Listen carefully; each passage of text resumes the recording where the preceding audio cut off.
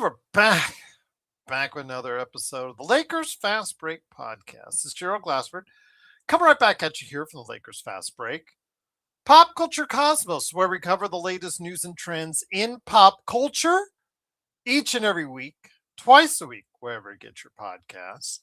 On the latest Pop Culture Cosmos, and well, let me just stop for a second because I know someone on the Lakerholics chat, I don't know who it was, they left their name, they didn't put their name in the chat, they just left their phone number.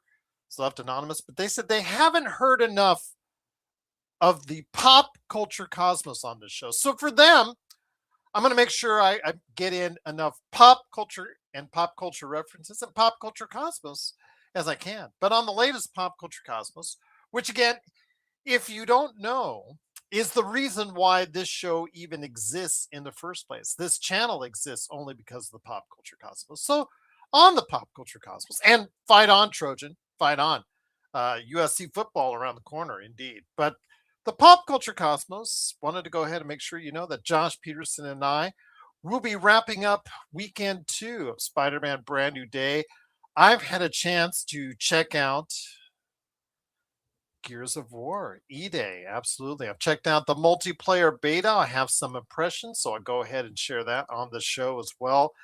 And make sure we get you all sorts of that nerdy stuff, that really pop culture-y stuff that you like. That the person in the Lakerholics chat, I don't know who that was, but you know, again, didn't leave a name, but they said they wanted more pop culture in the show. So Pop Culture Cosmos, absolutely. Again, twice a week, coming up to you guys on Monday and on Friday. You can listen throughout the weekend and through the week right there at the Pop Culture Cosmos. So yeah, covering the latest on streaming, what's going on in the world of video games, what's going on in the world of movies, and all that good stuff right there for you at the Pop Culture Cosmos, indeed. Again, great to be here back once again. Looking forward to another great show as we talk about what's going on with the Lakers and the NBA. I know Joe, he has a little bone to pick in regards to the Kawhi Leonard saga, which I don't know if you guys caught up to speed, but I mentioned it on Lakers Latest. By the way, Lakers Latest, I'm on 3 times a week there, Monday, Wednesday, and Friday mornings during the summer until it gets busier. I did mention that Pablo Torre found out a little bit more what's going on with Kawhi Leonard, so I'll go ahead and save that part of the conversation for when Joe stops on by, because he said he's going to be here. But wanted to go ahead and talk a little bit, just a sec, about before we get into the young guys, and wanted to go ahead and hear your thoughts on that out there. Russell, one of the Spotify listeners, and thank you for taking the time out of your day to listen to our shows. Gerald, you've gotten progressively pessimistic year over year. Funny. You don't win in 6 years. Funny how that is. You say it's pessimism. I say it's a realistic approach to how I view and how I analyze the Lakers. So you're incorrect there, but I'll let you leave it at that. Luka has led worse teams deep into the playoffs multiple times. Well, he has, and he's also missed the playoffs as far as that's concerned as well. So go ahead and say, you know what? You're right on that one, Gerald. He's a perennial MVP player after just his rookie year. That's something we have said constantly on the show. When have I never not said he's a top 5 player in the world? I've said that and repeated that actually on this show last week, I believe, or it was on the Lakers Latest, or it was on the Stefan Piscano podcast. I have said that Luka Doncic is one of the top players on the planet. And he has to have a MVP season just for the Lakers to be competitive enough to where you guys will go ahead and be really happy with the success. So yes, he is one of the top players on this planet. The narrative of this podcast is just overly negative without even mentioning a couple positive. That's where you are dead wrong, Russell. And I expect apology in your answer back to me on this, because we have praised, as far as it's concerned, some of the guys that we'll be talking about here throughout their summer league. We have talked very highly about Adou Thiero. We have talked very highly about Cameron Carr. We've talked about, the youth and how it's look. In fact, that's the basis of this show, at least the part I want to go ahead and talk about. Outside of the massive overpays for AR and Kessler, the acquisitions are strong. Well, there again, Russell, we disagree because I believe they also overpay for Quinn Grimes, who's a solid role player, but you're asking him to do more and you're paying him to do more. And Mamu Hilashvili, you're asking him to take a step up as well, coming off of a 5-point a game performance in the playoffs. So again, Russell, before you go ahead and make these comments, and this is a notice to all you guys as well, do your research. Listen to the shows and comprehend the shows, because we do give our amount and fair share of praise. And when we do so, that seems to get ignored. But all you guys focus on a lot of times is when we're on Bronny, or when we're on this, when we're on JJ, or when we're on Rob Palenko, when we do give praise, we give it when it's necessary and when it's needed and when it's deserved. So again, Russell, I appreciate you listening, but when you send these comments in, make sure you get your facts straight. And as far as the negative year-over-year comment, again, when was the last time the Lakers won a world championship? And I'll leave it at that. But here today to go ahead and talk about the youth of the Lakers and his thoughts on Kawhi. And don't worry, Joe, I'll get you set up on Kawhi a little bit later. But I wanted to go ahead and talk to you about the youth starting off.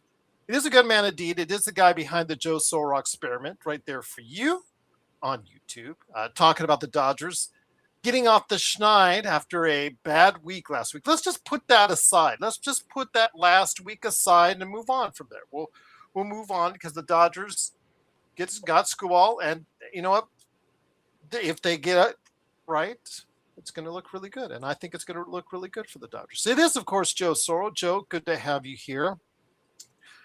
Wanted to go ahead and ask you, because you and I thought that the Lakers had a really good summer league. The team was 6-2. Ty Abbott, coach, did a very good job of coaching this team.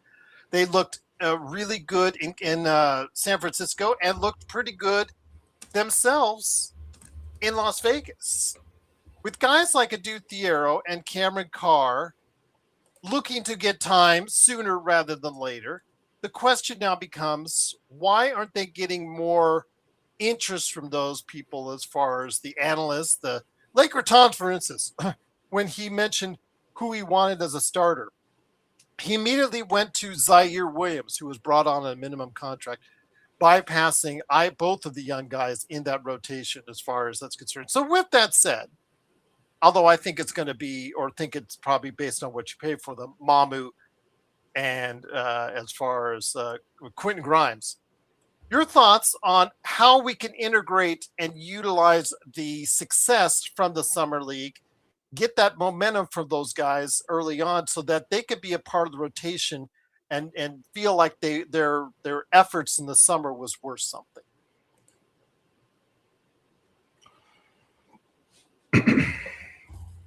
Summer League is a good start, but I don't believe it's going to really convince anyone that that the talent is going to be as effective as the Lakers need them to be. Okay. What about let me ask you this with Connect, because remember he had a really good summer league, his first entry and foray into the league, and he parlayed that at least early on into something that we all liked and enjoyed, and was actually an integral part of the rotation early on. What you're supposed to get from Summer League is you're supposed to see newly professional basketball players play against other newly professional basketball players. You'll also get a chance to see the body language. You'll be able to see some of the athleticism, the fundamentals. It's not, the NBA is very difficult to make an impact as a rookie. It's hard. It's extremely hard. I think it's probably the hardest league where a rookie can make a major difference in a team, let's say, winning, especially with a team winning. Even as great as Shaq was his rookie year in 1992-93, they went up 20 games. Sure, that's a lot of wins in 1 year, but they still didn't make the playoffs. And that was Shaq had a phenomenal rookie year. I mean, it's one of the best rookie years you could have. Winning with young players is very difficult. And then you factor in the C+, C type offseason, when you factor in the talent pool, the money allocated to that talent, the inability to really know if even the top guys are going to last through an 82-game season and a playoff. There's too many question marks, really. And this is what it's based off of. I haven't really been following a lot of the commentary. I'm not saying I haven't listened to Tom's stuff because we're obviously involved in a chat together. So obviously I see that and I'll read it. But other than that, I have absolutely no interest. And usually it takes me a couple sentences or a slight visual of understanding that whomever usually is discussing what is coming, it's usually met with just nonsense. It's just basically trying to cover a day's worth of journalism, if you can call it that, or commentary or analyzation. It doesn't really move anything. That's why there's this Kuminga thing has taken so much of the Laker news, is because people are just wanting something to happen, and Kuminga's allegedly the only talented player left that's still looking for a quote-unquote home. The Lakers, regardless of their young talent, playing well. Again, listen to what I'm saying here. If Cameron Carr plays well, if Adou Thiero can last more than a quarter without getting hurt, if, I don't know, Kaluma ascends, those are really the only three I'm looking at in this group where I'm like, let me see what these guys do at training camp. Obviously, Carr's, I think, has some talent. He's going to be there. Thiero definitely has physical talent, but will his inability to stay healthy be a problem again? And then, again, Kaluma's kind of is the guy where we're like, okay, well, let's see what this guy can do, and maybe he has a role somewhere. But was that summer league he had? Was that summer he had legit? Is he able to take that summer and be able to parlay that into an NBA career? Don't know. It always depends on the work ethic of that player, and this team is not in a position where they're locked in on everything. So if there's an opportunity, there is an opportunity, and he would have to turn himself into someone who's valuable, who can come in and play well in a environment where the pressure is.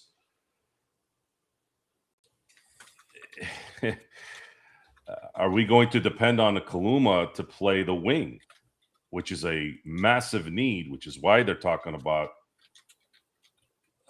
players that are, I mean, there's just, Kuminga it seems like there's a problem there mentally. And the only reason why he's a discussion is because the Lakers don't really have at this point, an NBA level wing.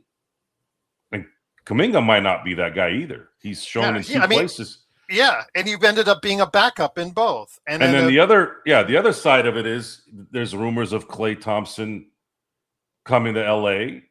Why would he want to come to LA? Dad.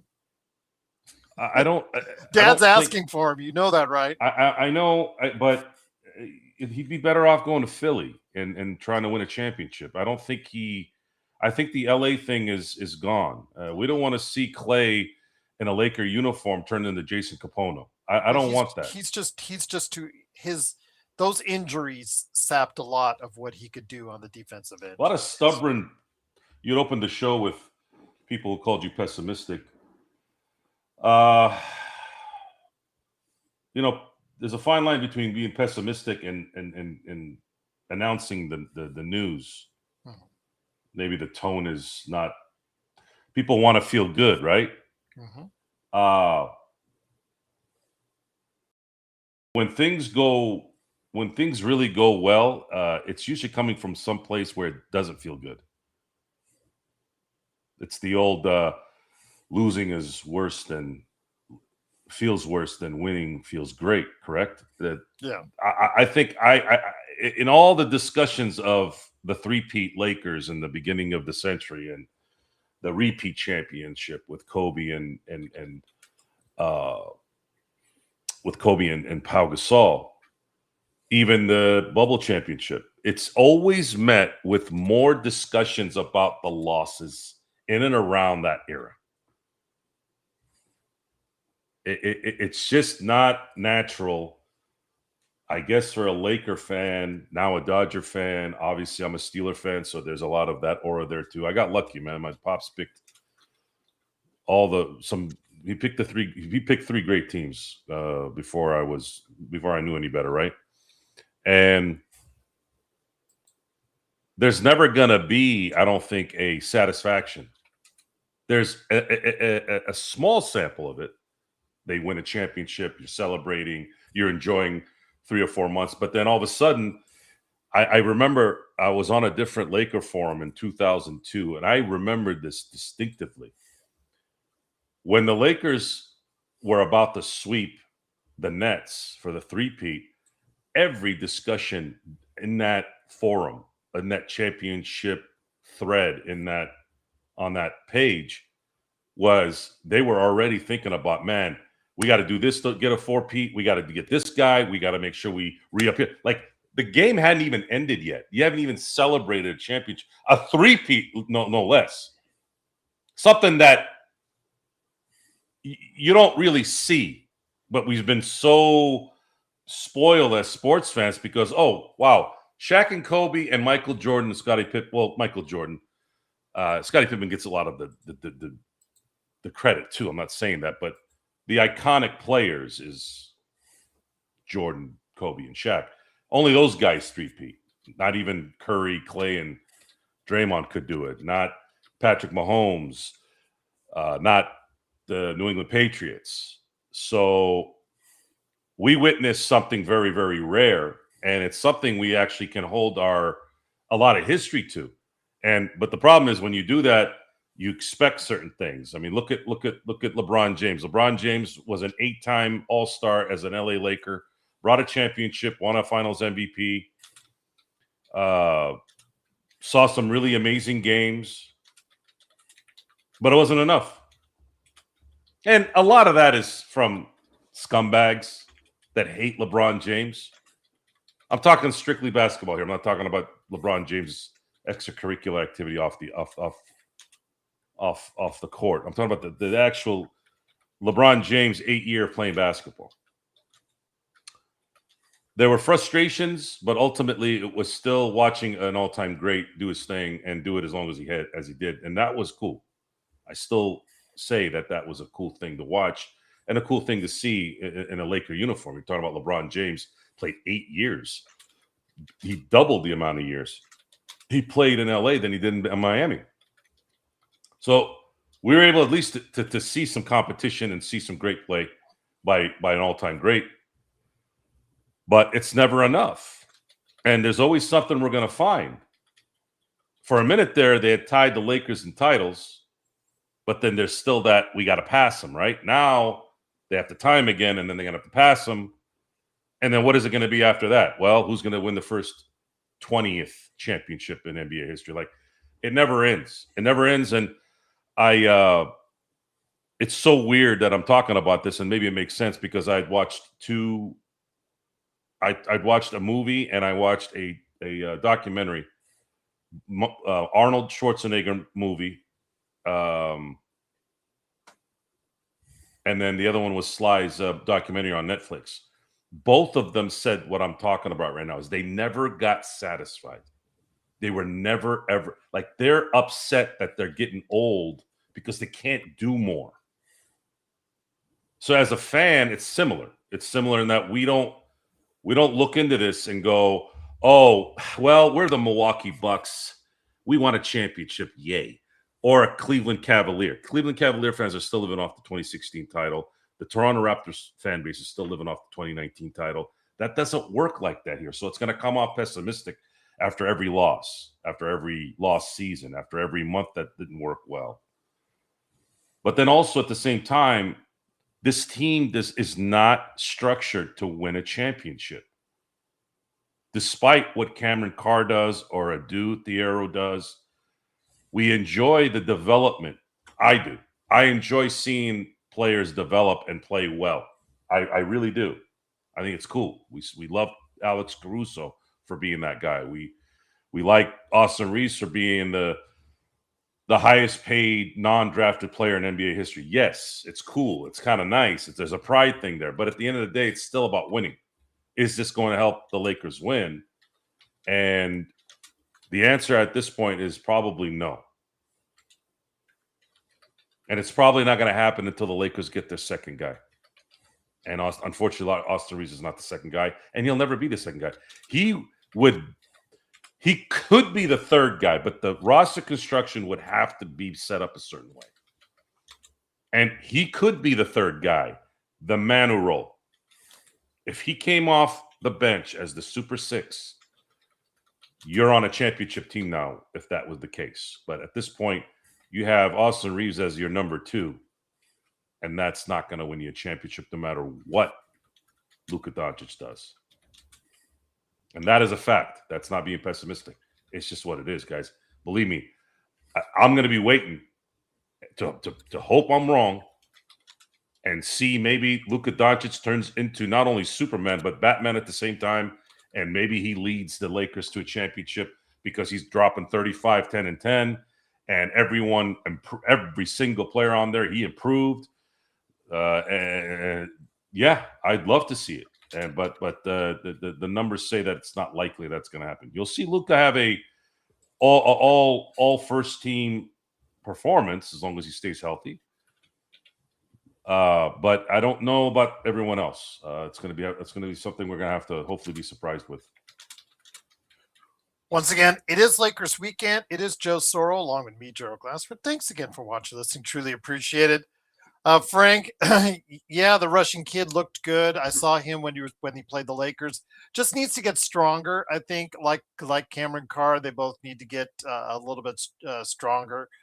Need to gain some weight, but need to also be able to hit the weights, and because they don't get moved off the block real easily, like I think both of those players do. But I think Carr definitely has the stroke, and I think that Russian kid might be able to stick in the league as well.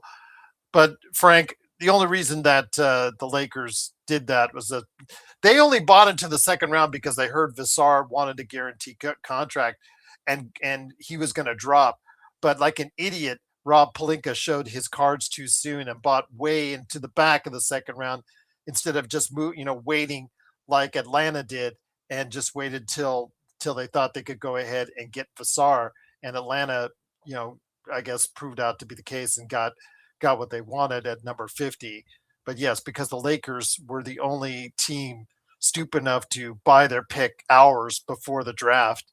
They showed their hand too early and got burned for it. So they just said, okay, well, we're not going to hear interested. We lost the player that we were going to go ahead and get.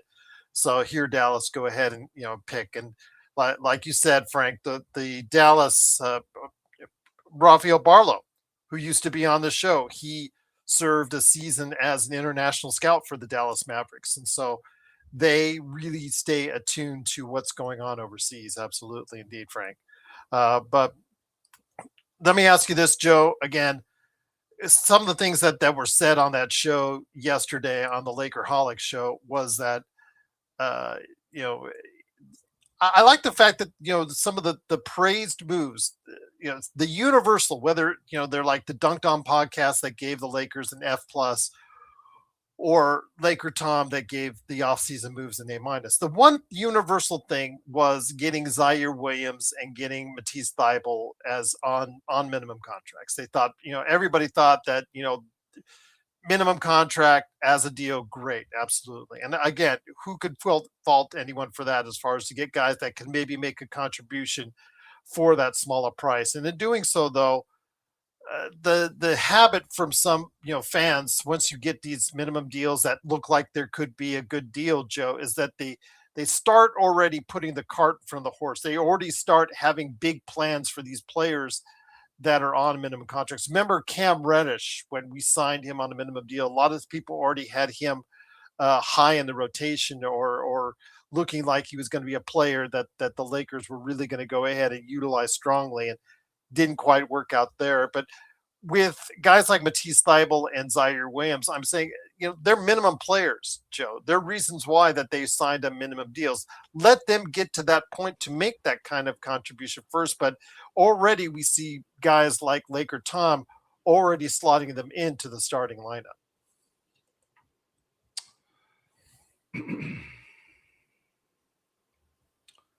The major improvement, and this is something that even in our Lakerholics chat, there seemed to be some stubbornness in that.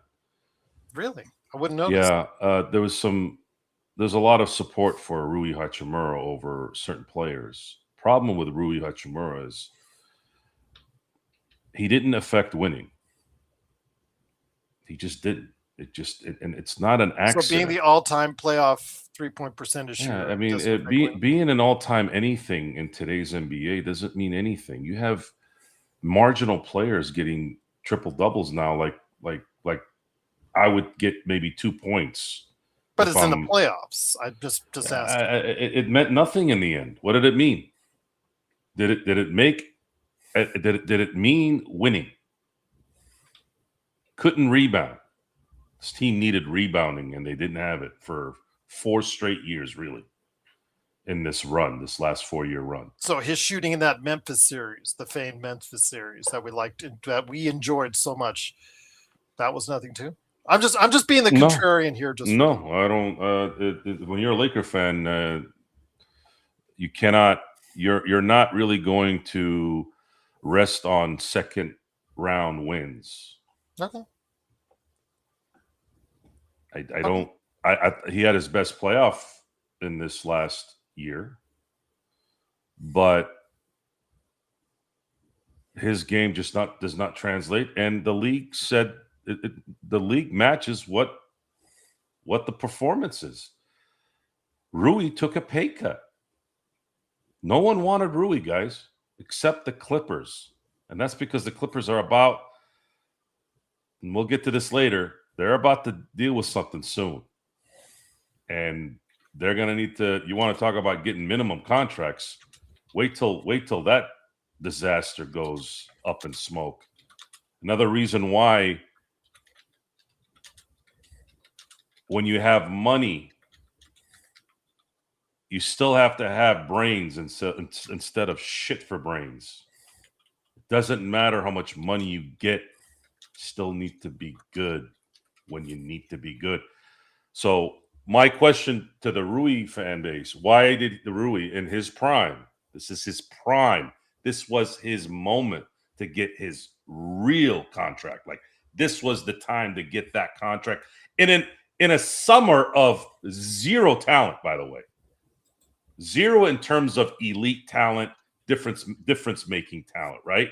It was all good and average players that were available in this free agent period, right? Why did he have to take a pay cut even through that? And then you guys decide who's what and what means what. Because some of you are so stubborn, you're going to believe what you want to believe, and that's fine. But the activities and the results are the opposite of what you think. Well, let me ask you this, because Mamu was essentially brought in and, an analytics darling that Laker Tom is infatuated with now, should be based off of what you paid for him, the starting power for, we'll wait and see if that happens, as the essential replacement for Rui, even though Rui makes a little bit more. But I get what you're saying. It's a substantial raise for Mamu Kilishvili coming over from Toronto.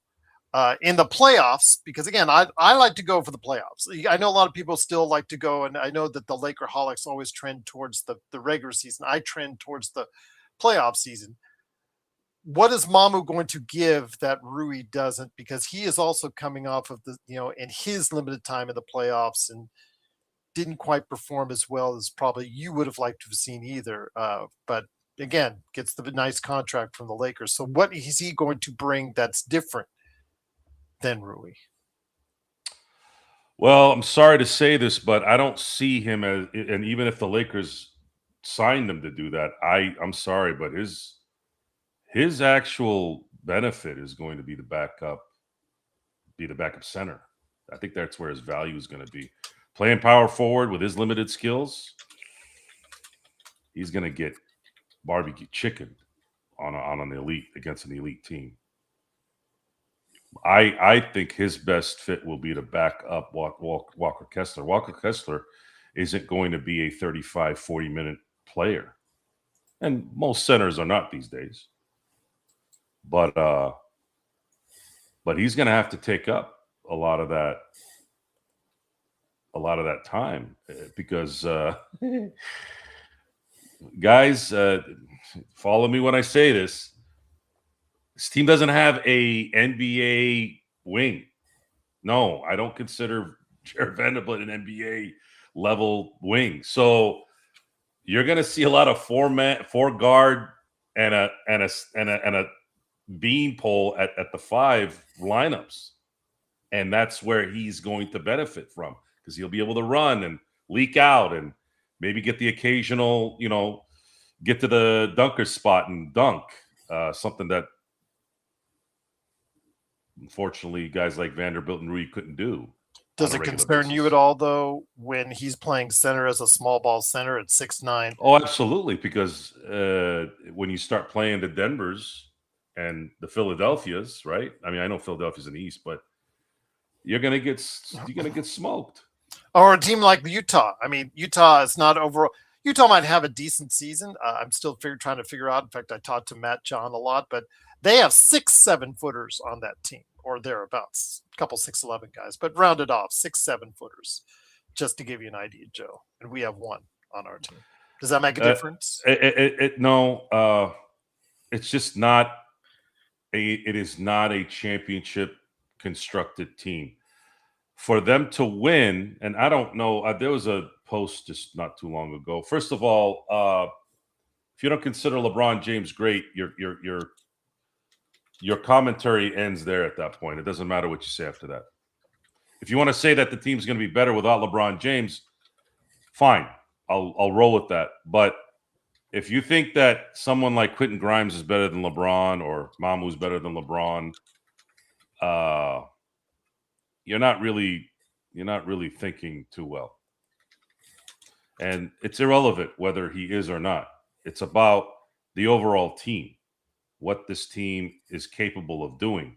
And based off the talent pool and us watching guys like, I didn't see Mamu play a lot in Toronto. I did see a good amount of Quentin Grimes, though. Walker Kessler, we didn't really see much because he only played 5 games last year due to a shoulder reconstructive shoulder surgery. We've seen enough of Austin Reeves in the sense of he has his all-star moments where he'll drop 30, 35 and do some clutch things. The problem is he can't last an 82-game season plus playoffs, and he is a horrible playoff performer. That's not an exaggeration. He is a horrible playoff performer, and it's not 1 year. It's been 3 straight years that he's been utterly useless in the playoffs. And then on top of that, you have young guys that have some talent, but it's going to take a minute for them to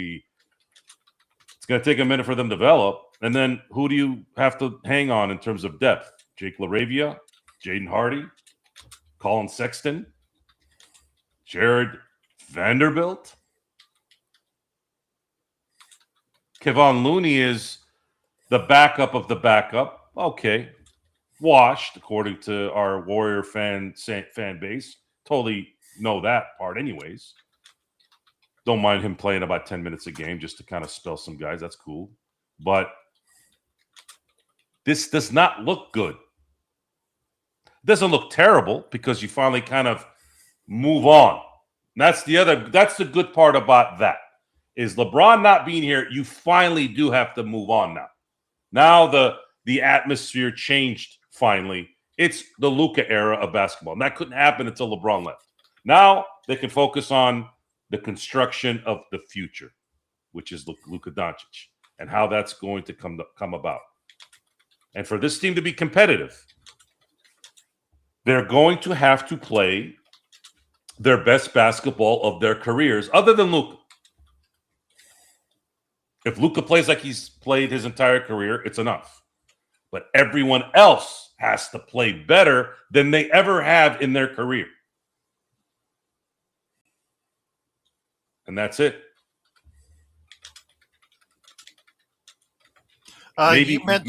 Maybe parity saves us here, Gerald. Because I know, when Mike Brown was hired last year for the Knicks were ready to take down the island. And a year later, the New York Knicks won a world championship. Well, I know JY had talked about just here in a second about Dylan Brooks, who just signed a 3-year deal of his own last week. He said he called the Lakers sweet. And I just think when you look at the roster, JY, I think when other players and other analysts and other teams look at the Lakers roster, unless Luka is going nuclear, which again can happen because he's one of the top 5 players on the planet. I don't know how many times I can say that. And people just say that I don't say anything about Luka. And again, I call him one of the 5 best players on the planet several times in the past couple of years since we've gotten him. And it's just like people just ignore these things. They just tune these things out and they just want to hear what they want to hear. But anyways, Luka, unless he's playing at that nuclear level, they don't put the scare in anyone, JY. I think that's what it comes down to. When you look at this roster, it's a roster still in flux. It's a roster that still needs to add pieces. Like Joe said about a wing, I think the Lakers don't have an experienced starting forward. Even if they bring Kuminga in, he's not an experienced starting forward. He doesn't have a whole lot of games that he's been an established starter in this league. Mamu, Grimes only started, for the most part, games when Philadelphia was tanking and he was traded from Dallas to Philadelphia. So again, you don't have established NBA starters at the forward spots, both forward spots.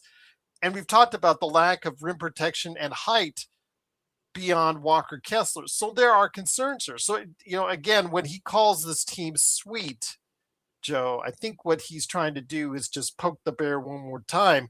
But again, it also underlines what a lot of people are thinking, Joe, is that, there's still a lot more things that have to be done to this team to get it to the level of a Oklahoma and San Antonio. Who said the Lakers were sweet? Dylan Brooks. And no, I'm not. He was not averaging 40 plus on the season. He was still averaging only 35. Come on, Gabor, get it right. Dylan Brooks is not. He doesn't make comments to make sense. He does that to antagonize. Yeah, that's what he does. So I don't really hold it. That doesn't really hold any water. If he's shitting on the Lakers for being a dinkus team, he might not be wrong. Who's running the general manager or whatever the hell the title is now?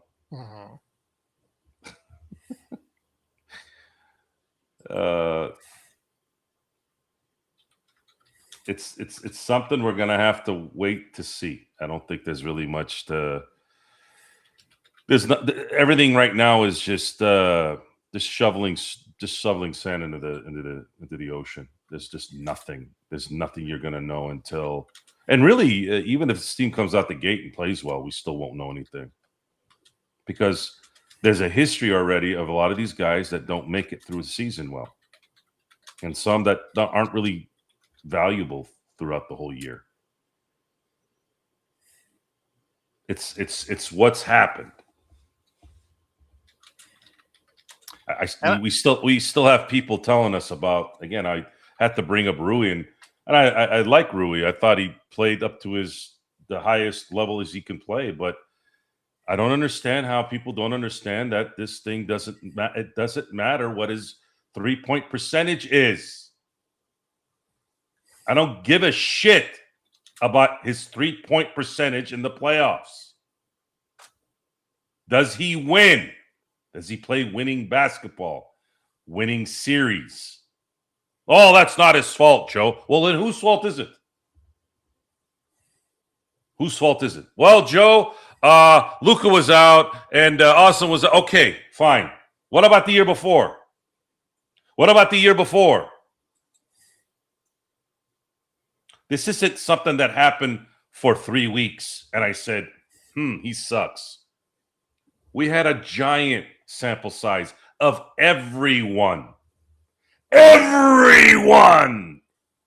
You remember where that's from? It was improv by Gary Oldman in The Professional. That was, actually a great movie. Great movie. And Jean Reno. If you're not watching every game, now I've missed a couple of games here and there the last few years due to a mini protest. Usually it came down to the fact that the teams would lie down, take losses for no reason. Anyways, that's another thing. I'm not going to get into it. But the results explain the assessment very, very clearly. If you cannot interpret that, that's a you problem. And there's not a name call. There's not a discredit call that you can say in your own room with your tidy whities or over your phone sitting on the shitter. There's nothing you can say that's going to change the fact that the results are backed up by why things are the way they are. Some guys just don't have that ability. Yes, there's some value here and there, but in terms of winning, we haven't seen it. Bob C, that's not enough. You got to see. No, I did not go. I did not go see the Spider-Man movie with Vari. I don't know where the hell you heard that. Swung a ball for. He always loves playing with you. Well, I don't let dudes. It's a good play movie. I don't let dudes play with me. I have zero interest in watching movies at this time in my life. So really, because the Odyssey and Spider-Man Brand New Day are really no desire. Yeah, I'm turned off. Yeah, I'm turned off by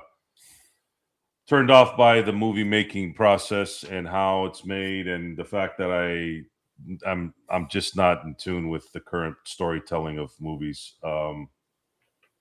Okay, well, again, I enjoyed the Odyssey. I'm going to go back and see it again in 70 millimeter IMAX, hopefully in a couple weeks here. So I look forward to it. Spider-Man's solid. I really liked it. I thought I have it on my list. I've done an entire list of the Marvel Cinematic Universe guys on popculturecosmos.wordpress.com. Thank you for allowing me to go ahead and say it again, because I know how much the Laker Holics chat loved that. So yeah, I have it higher. I have it in the top half of Marvel movies. But yeah, it's my second favorite Spider-Man movie, to give you an idea. But the Odyssey, I really liked as well. Can't wait to see that again. In the theater? Yeah. It's the last movie I watched. It's with my kids. I don't remember. No Mafia movies lately? Well, the many scenes. You like to watch Netflix every now and then. The last Mafia movie that was new that I watched was The Many Saints of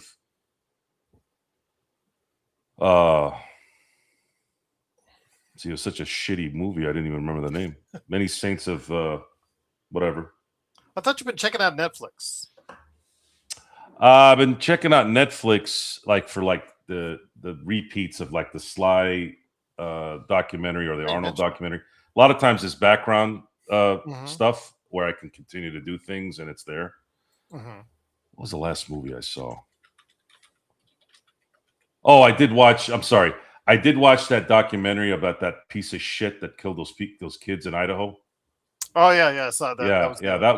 That was a waste of. They had one on Diddy. That was. I'm not watching episode. that shit. Yeah, I'm not watching Okay, I watched anything with that. that piece of shit. Devo. They had one on the last year on the group Devo from the '80s. I really enjoyed. I thought that was really good, really quality. Just if you're a Devo fan out there. In fact, I went to the because my daughter had to do a paper from her college. I visited here in Las Vegas the punk rock museum, official punk rock museum, which was interesting. As far as I really liked Winning Time, and they fucked that up. Sorry, I had to say it. Yeah, well, I told you I didn't like season. That was the last show. I mean, I like season 2 more than season 1, but you like season 1 more than season 2. I like Landman because I do like Billy Bob Thornton's shtick. Mm-hmm. But the problem with a lot of these shows and TV shows is they always got to make the lady some kind of like boss. And I'm like, shut up. Like, just shut up. I don't need a lady boss. Like, every goddamn show and movie right now is a lady boss. I'm sick of it. Sick of listening to nonsense. I don't like people talking already, let alone I have to hear some light voice type complaining the whole time. That's why I never watched Larry David. That's why I never watched Seinfeld. And Seinfeld's a great show, don't get me wrong. But my sister's been begging me to watch Curb the Enthusiasm. If I have to listen to Larry David's whining voice for an hour, I'll fucking shoot myself. I can't do it. So, spoken like a true feminist. I cannot do it. I cannot do it. And I tried a little bit. There was an episode that made me laugh where he wore the hat, the Make America Great Again, and he would use it in the sushi joint, and he did it in public. And I was like, dude, that is a genius. That was a genius episode. Anytime he wanted to repel somebody, he'd put the hat on. Anytime he wanted to save his ass, he put the hat on. I was like, oh man, whoever wrote this was great. But you had to listen to his voice. I didn't see the episode. I just saw those clips because I can't handle them for an hour. But very, very, again, those guys are all talented. I just can't watch it. But the thing with the Lakers, going back to the subject at hand here,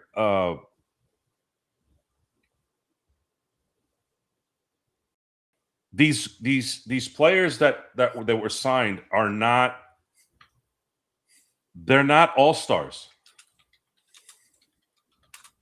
I mean, at least if there was an all-star in there, there could have been maybe something where, okay, well, we acquired an all-star, but Kessler will help on the defensive end. That is nice. The fact that they haven't had that in a while. I think he can develop into one of the top centers in the league. They're paying him like it. They gave up enough assets that are trying to give him the belief that he's going to, and I think he can. The question is, like you saw, of course, playing only 5 games last year, Joe, can he stay healthy enough to do that? To reach that level? That's the sad part about sports now, and the NBA especially, is everything has to be followed with if he plays.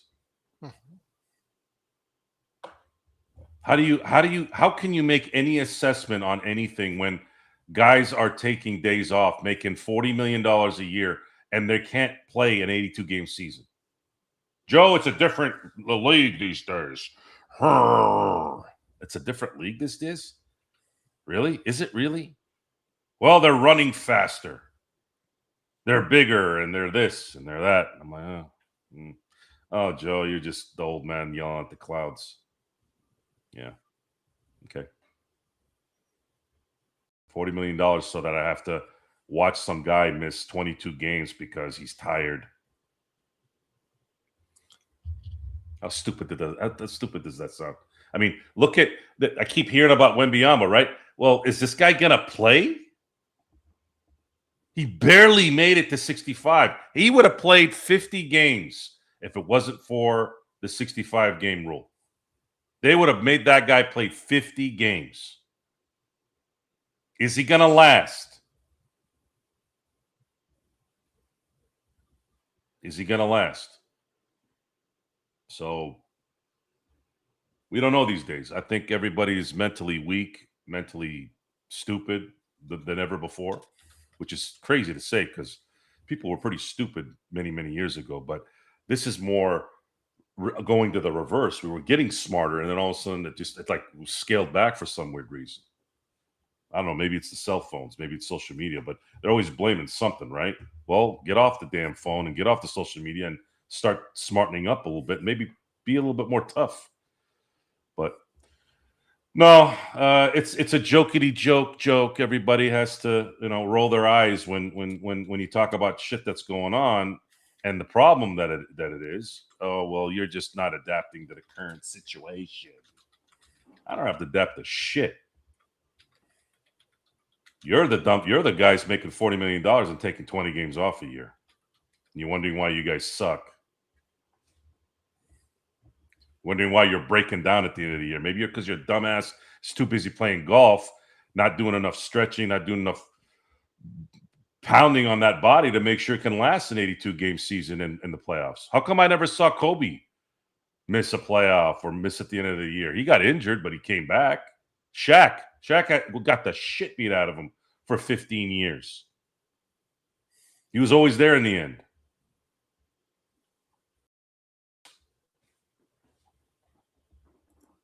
But there's going to be a lot of fun golfing in Slovenia later this month, Joe. And they have their little mini camp, courtesy of Luka Doncic. Why aren't they letting Carr go to Slovenia?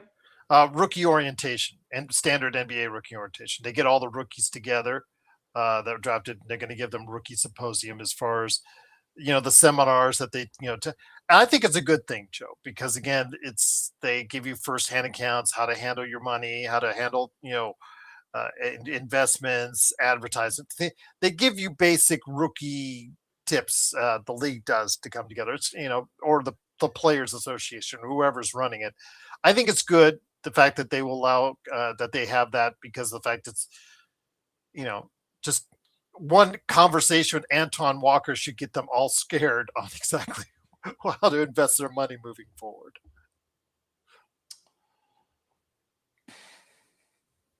I'm right on Anton Walker. I think it's more important for a rookie to go and hang out with his team and build chemistry than go to some symposium where some jackass is going to tell these guys, don't go out with skanks and don't spend your money on everything. These guys are going to do that anyways. Don't you think? Most likely.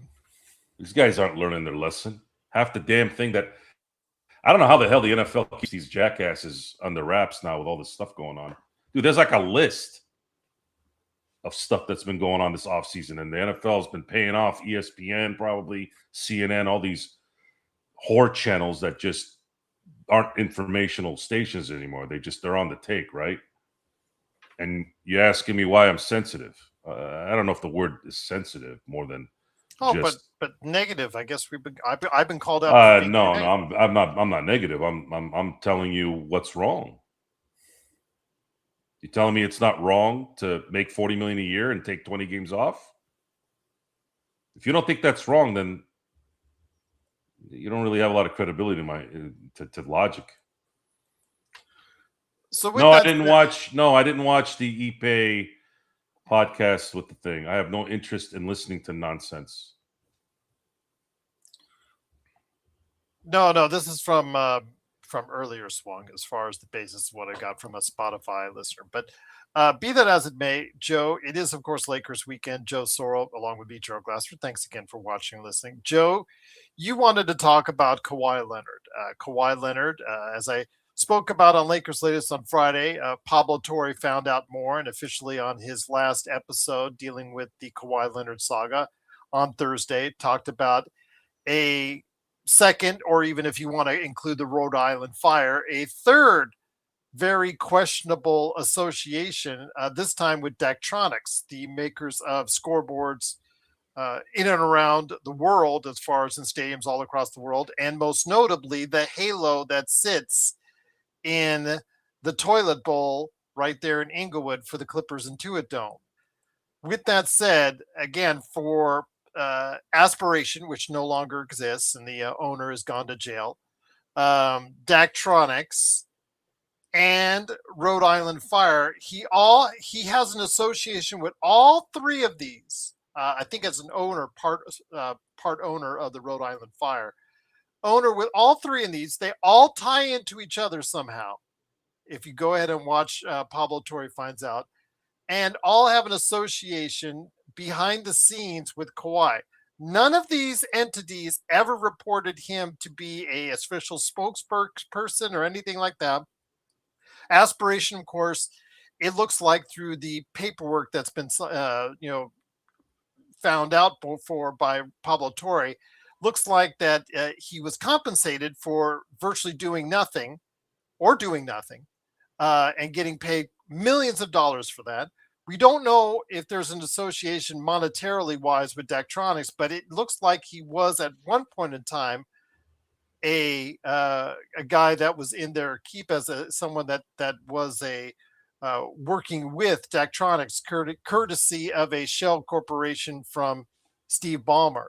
Your thoughts, or allegedly, I got to put all that allegedly before I get a lawsuit. So with that said, my friend, very interesting to see what's gone down. You wanted to tie it into what Legion Hoops was reporting over the weekend I saw it via Yahoo, in regards to what Jeannie Buss did during the 2019 negotiations. I know that both, I believe it was Toronto and the Lakers, both filing grievances with the league over the way that they were approached by Uncle Dennis wanting the sun and the moon and helicopters and houses and a whole bunch of stuff, part ownership of the team, et cetera, which is a violation, which according to the Legion Hoops report, she noted to them directly. But you wanted to discuss this in more detail in regards to the Kawhi Leonard saga, because I've been talking about this for a while. I've been talking about how mad I am about this for a while. I'm talking about circumventing the salary cap by the Clippers for a while, and how the kind of punishment needs to be laid out. It's clear this is going to get messier, because I'll bet you Steve Ballmer tries to sue. I'll bet you the Players Association might try to sue if there's any action done. Your thoughts on Kawhi Leonard and this whole saga that's playing itself out right now? Well, you're going to find out who Adam Silver really is here. This is going to be the coup de grace of his commissioner prowess.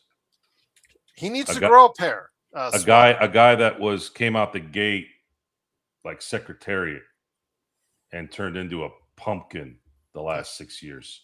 I agree. And if he wants to become a coach again instead of a pumpkin, I don't know necessarily if it's needed to remove Ballmer as an owner. I don't think my mind went there or will go there. I think you should suspend both him and Kawhi for at least a year. Suspending an owner for a year is a waste of time. Taking the draft picks Kawhi away might be a career killer. So that one makes sense. Taking at least 5 number ones? Sure. What would really hurt Ballmer? Because it certainly isn't sure as hell not money. I think what would hurt Ballmer is suspending him for 3 years. Okay. I think that would hurt. Kawhi, I don't know how he comes back from a year suspension this late in his career. I think that would be a career killer. It might not be. Maybe he gets a year off and freshens up. He'll be like 36 going on 37 at that time. Yeah. But it just seems like everything negative it always seems to hang around that Clipper franchise, whether it's dipshit Sterling or whether it's a veto trade or whether it's Ballmer or whether it's some useless piece of shit uncle.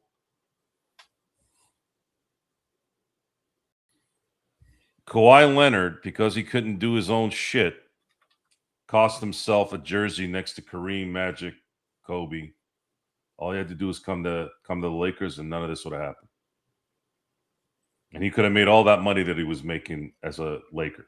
Well, let's go back to that, Joe, because that report is true. And again, the Lakers did file a grievance along with I think it was Toronto, in regards, may have been another team. So I apologize if I'm misquoting on which team it was. But as far as grievance on how they were approached by Dennis, Uncle Dennis.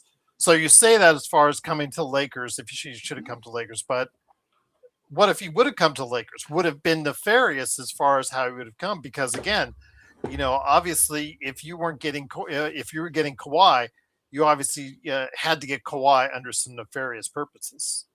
Well, they wouldn't have gotten him unless they would have. Genie didn't do it. If he should have just. How much more money? Doesn't this jackhole still drive the same Tahoe he had from college? So I thought that was the whole story. You see, this is what I'm talking about, guys. This is what I'm talking about. This is why the temperature is always high. Because the stories you hear and what actually happens are usually exclusive. Kawhi Leonard has made how much money in his career? 300, 400 million? At what point? And this, again, the bragging of, oh, he's still riding his same car from wherever, right? Yet he had to listen to some idiot relative, and you would think a guy who's already dealt with relatives screwing shit up, you all know what happened with that, still didn't learn his lesson. How much more money do you need for a guy who's riding around in a Tahoe? How much more did you need? And for what? So that you can play for the Clippers? All this for the Clippers? Who the hell wants to play for the Clippers?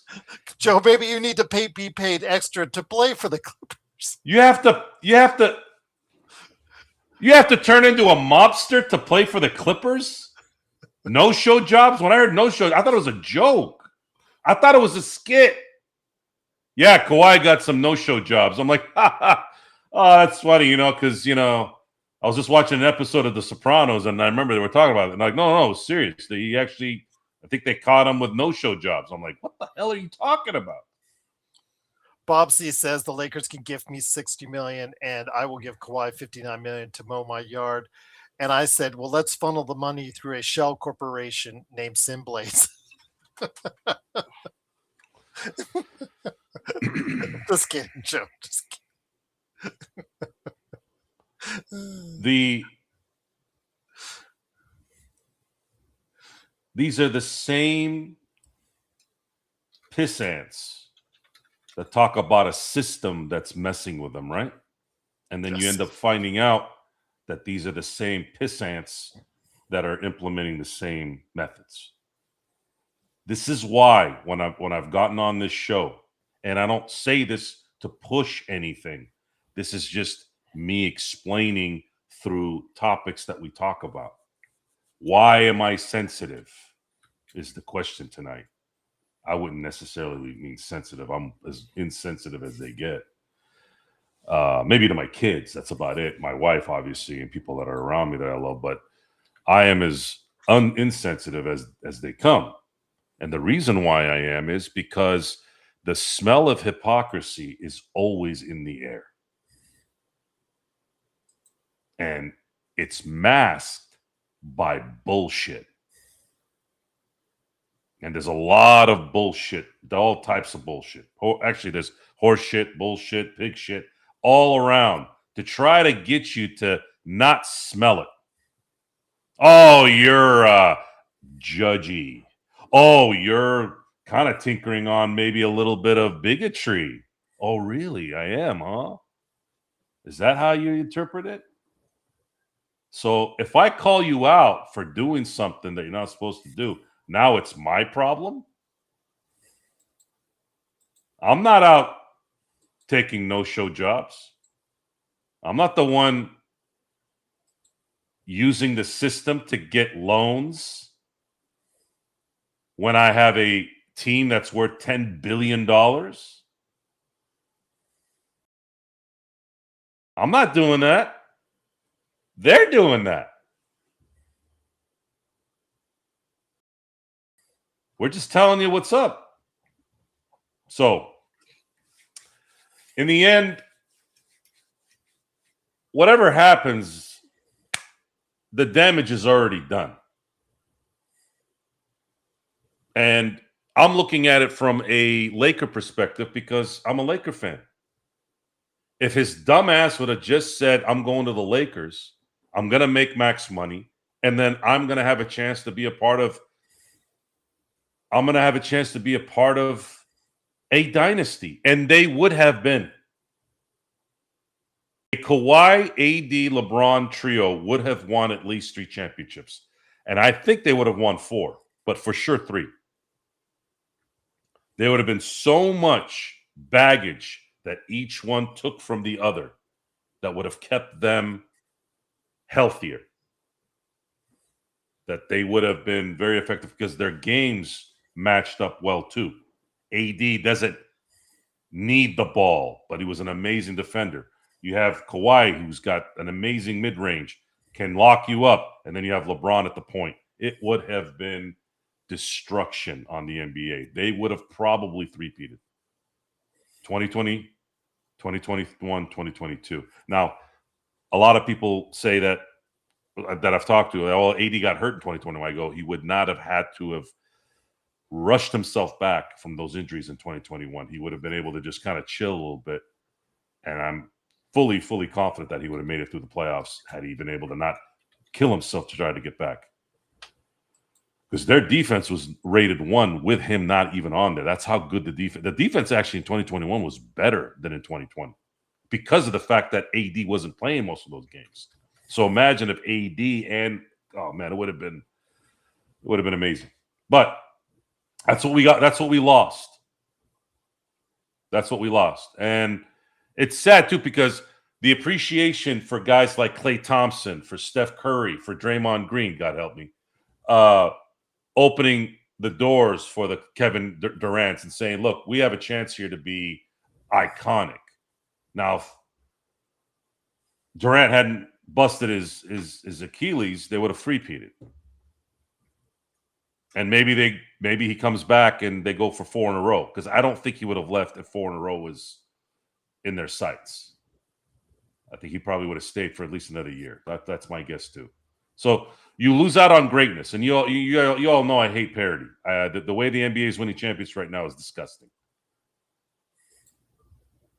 Even if it's not my team, you know, the Kansas City Chiefs, most recent one, and the Golden State Warriors in the NBA, the most recent one. You want to see greatness. You want to see the highest of highest levels. If you're a real fan of the sport, you want to see greatness. You don't want to see just okay teams win, which is what you've been seeing a lot of lately. No, Danny, Dodgers won on Saturday, but they did lose today. But they did win 2-1 on Saturday, so it's not a 9-game losing streak. It's a 1-game losing streak. But they have lost 8 of the last 9. If I'm don't tell me to get off the gas. You get off the gas. Tell me to get off the gas. LeBron running the point with Kawhi as your wing, who can make threes, hit the mid-range, and lock your fucking best player up, you goddamn well better believe it would have worked. What do you mean get along? Why wouldn't they get along? They'd be winning. Winning cures everything. Kobe and Shaq hated each other. When they were winning, it didn't matter. Crazy, man, talking about this shit. Kawhi says 5 focus, words. Man. I'm about winning. It's about winning. Win at all costs. Winning. Our assessments is about winning, not feelings and sensitivity. Fuck your sensitivity and fuck your bullshit. How about that? That feel good? That's sensitive enough for you? It's about winning. Winning. And I think that's what gets lost, Joe, is that, when you win 17. No, not LeBron, Black. Are you fucking with me right now? Thought about Kawhi locking them up. Sorry, go ahead. No worries. Open your damn hearing aids, man. And use some common sense with the hearing. Jesus Christ. Kawhi Leonard locking people up. Black, don't start it with Joe. You and John are already like oil and water. Let's not start it with Joe. Black, you're a good man. Let's just keep it that way. But with that First said, of all, Shaq did not go to L.A. because of Kobe or not. He didn't even know who the hell Kobe was until the day he signed the contract.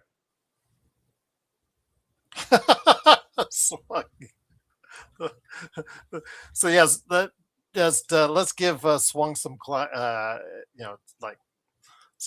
let's give him some slack because he's 4 Modelo's in right now. So with that said, though, Joe, 17 world champions, it does change your perspective.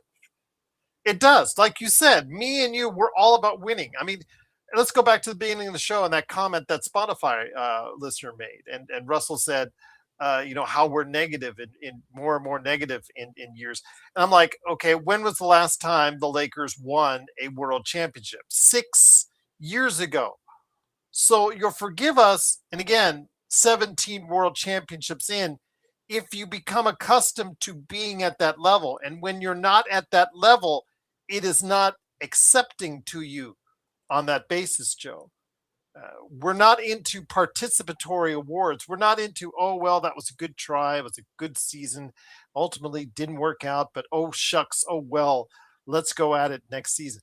If you are 6 seasons removed from your championship, Joe, again, it becomes concerning to a team that is used to winning it all.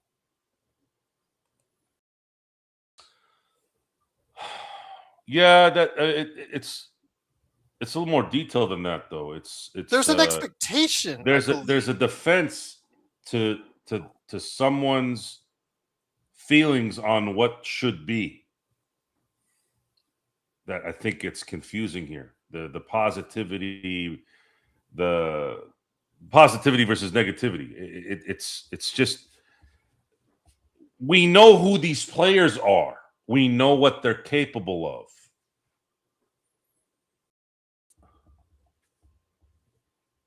What do you want us to say? You just want us to, all right, let's give it that good old try, guys. I think we're going to be great. No, that's not how it works in reality. As of right now, you have to understand this, and I need you all to seriously open your ears. If you got a volume in both, open them, and then take your hands and put them down your pants like Al Bundy used to, just for a minute. Your prized free agent pickup. That was a trade. It's really a free agent pickup. That was a trade because of the stupid ass system that the NBA has. Played 5 games last year.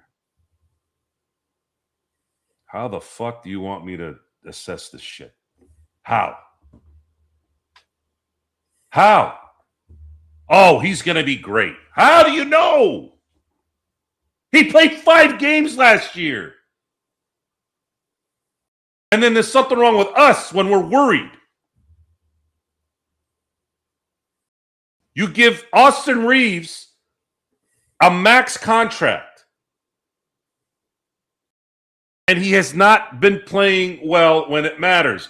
And you're getting mad at the person who's saying that he hasn't been playing well when he hasn't been playing well. How does that make sense? And nobody, Joe, was calling for AR to get the max. Nobody was calling for it.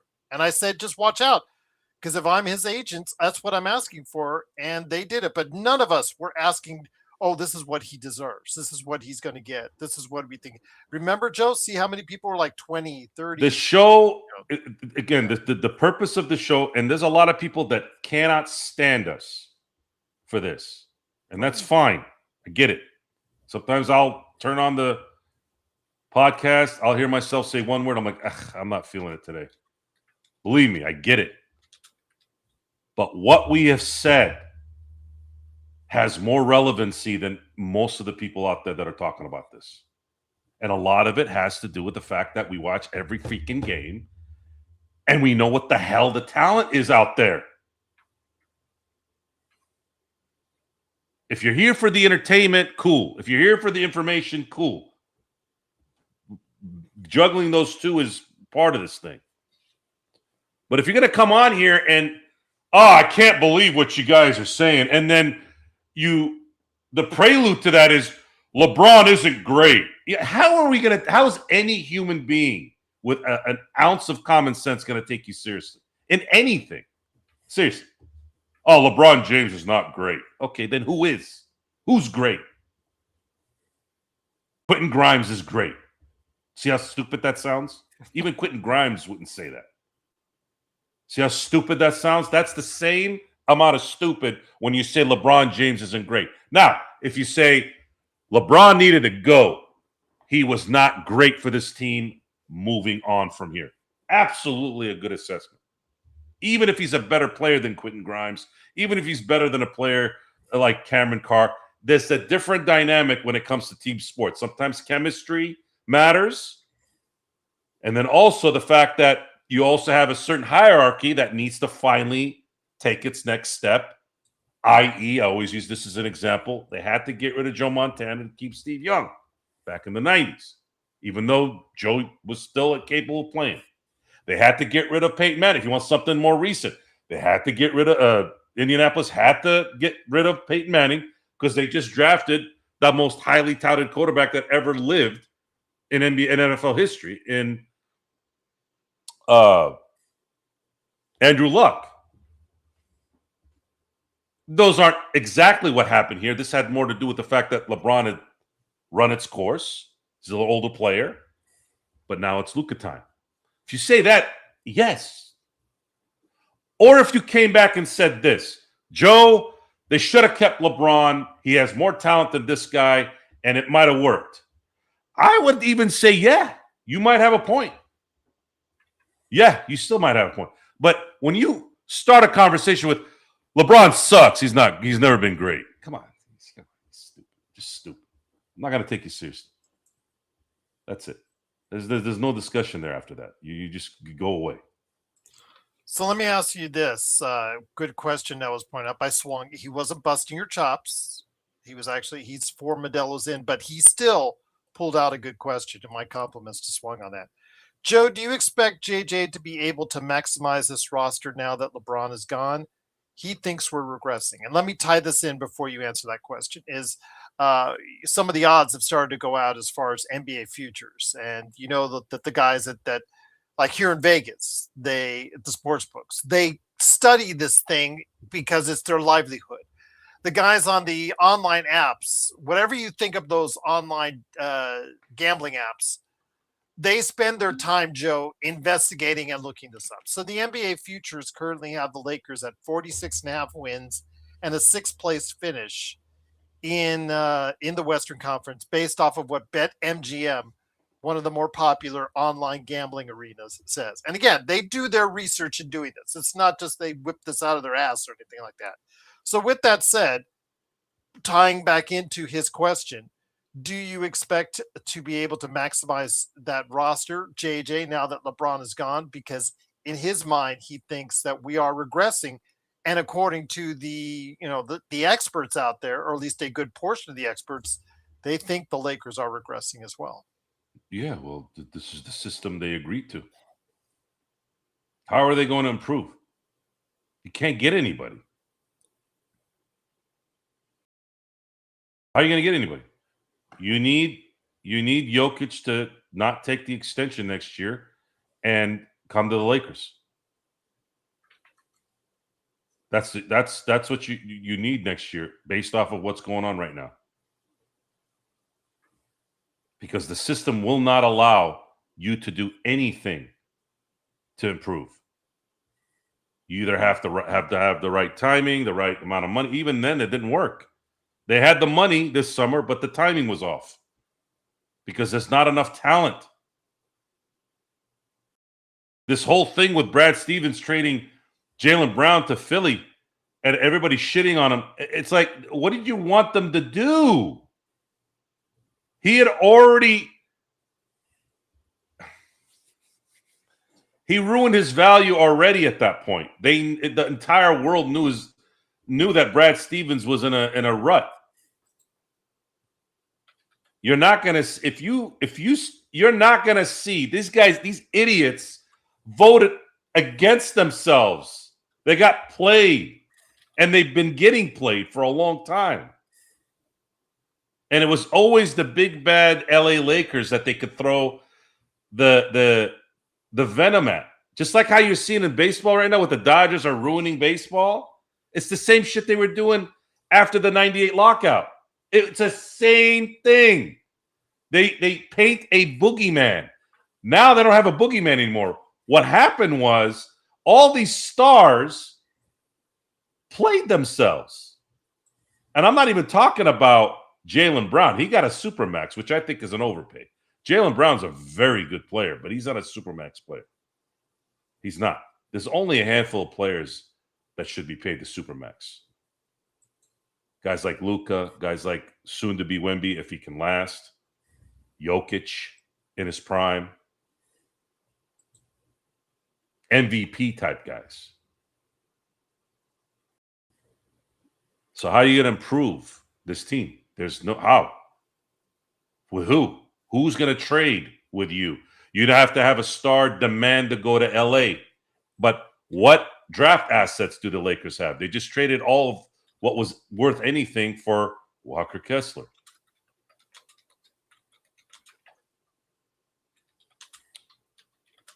Just wanted to say they were picked by most outlets. The Knicks were. I just answered to the question in the chat to be around second, around 52.5 wins. To give I think the Lakers have been touted as 6-7 seed for the last few years, even though they finished 4 and 3. Right? I think it was 5th last year, but I get your drift. I think it was a little higher last year. Yeah. Yeah, those predictions are always going to look like it's lower than normal because they want you to bet. They want. Yeah, they want. Yeah, it's a tactic. They want you to bet the under, and then I get it. I mean, in the conference, okay. Let me put it this way: you guys are talking about, well, did they pick the Knicks to win last year? No, but guess what, Joe? Guess what these guys in Vegas, get these guys on the online bet at 52.5 wins for the Knicks last season is what was predicted going into the season. Guess how much they won? 52. 53 games. The one they got it wrong on was San Antonio because San Antonio far exceeded their one-loss total. So that's the one they got wrong. But, on 30 teams to get most of them into the right range takes a lot of effort and research on their part. And again, as someone who's lived in New Vegas, who knows people, who has known people that worked in sports books and knows the kind of work that they put in, I don't take it lightly. And again, if you have a reason why do you think they should be higher, let us know in the chat. If you have a reason why you think they should be higher, that's up to you. You can go on those sites and get yourself some easy money, in your opinion. I know that Stefan Piscano put his money already on the Lakers to be above 52 wins this season. So there you go. He has confidence in this Lakers team. That's up to you. But they put those numbers out there for a reason. And again, you guys can laugh all you want and just poo-poo them all to the side. But again, sportsbooks generates millions of dollars in profit for the most part for those type of reasons, Joe, because they take these things more seriously than a lot of people do in every sport that they cover. What did they have the Cleveland Cavaliers at last year? They had them slightly, I think, ahead. I've seen from what articles I'm looking in the past that cover that going into the season. I think they had them as a slight, like a game or two favorite above the Knicks, from what I'm seeing. And then Cleveland, they were 52. They were 52 wins, so they were right around that expected. They didn't see Detroit or Boston as far as that's concerned on the over/under. Those two exceeded their expectations last season. But yeah, again, it's just a reference point for you guys. So when I say it's 46.5, I'm not saying we are saying that. I'm just saying that's what odds makers currently have it. So if you believe otherwise, let us know why. Or if you strongly believe it, that's what they're there for. They're there to take your money if you decide to go ahead and do it.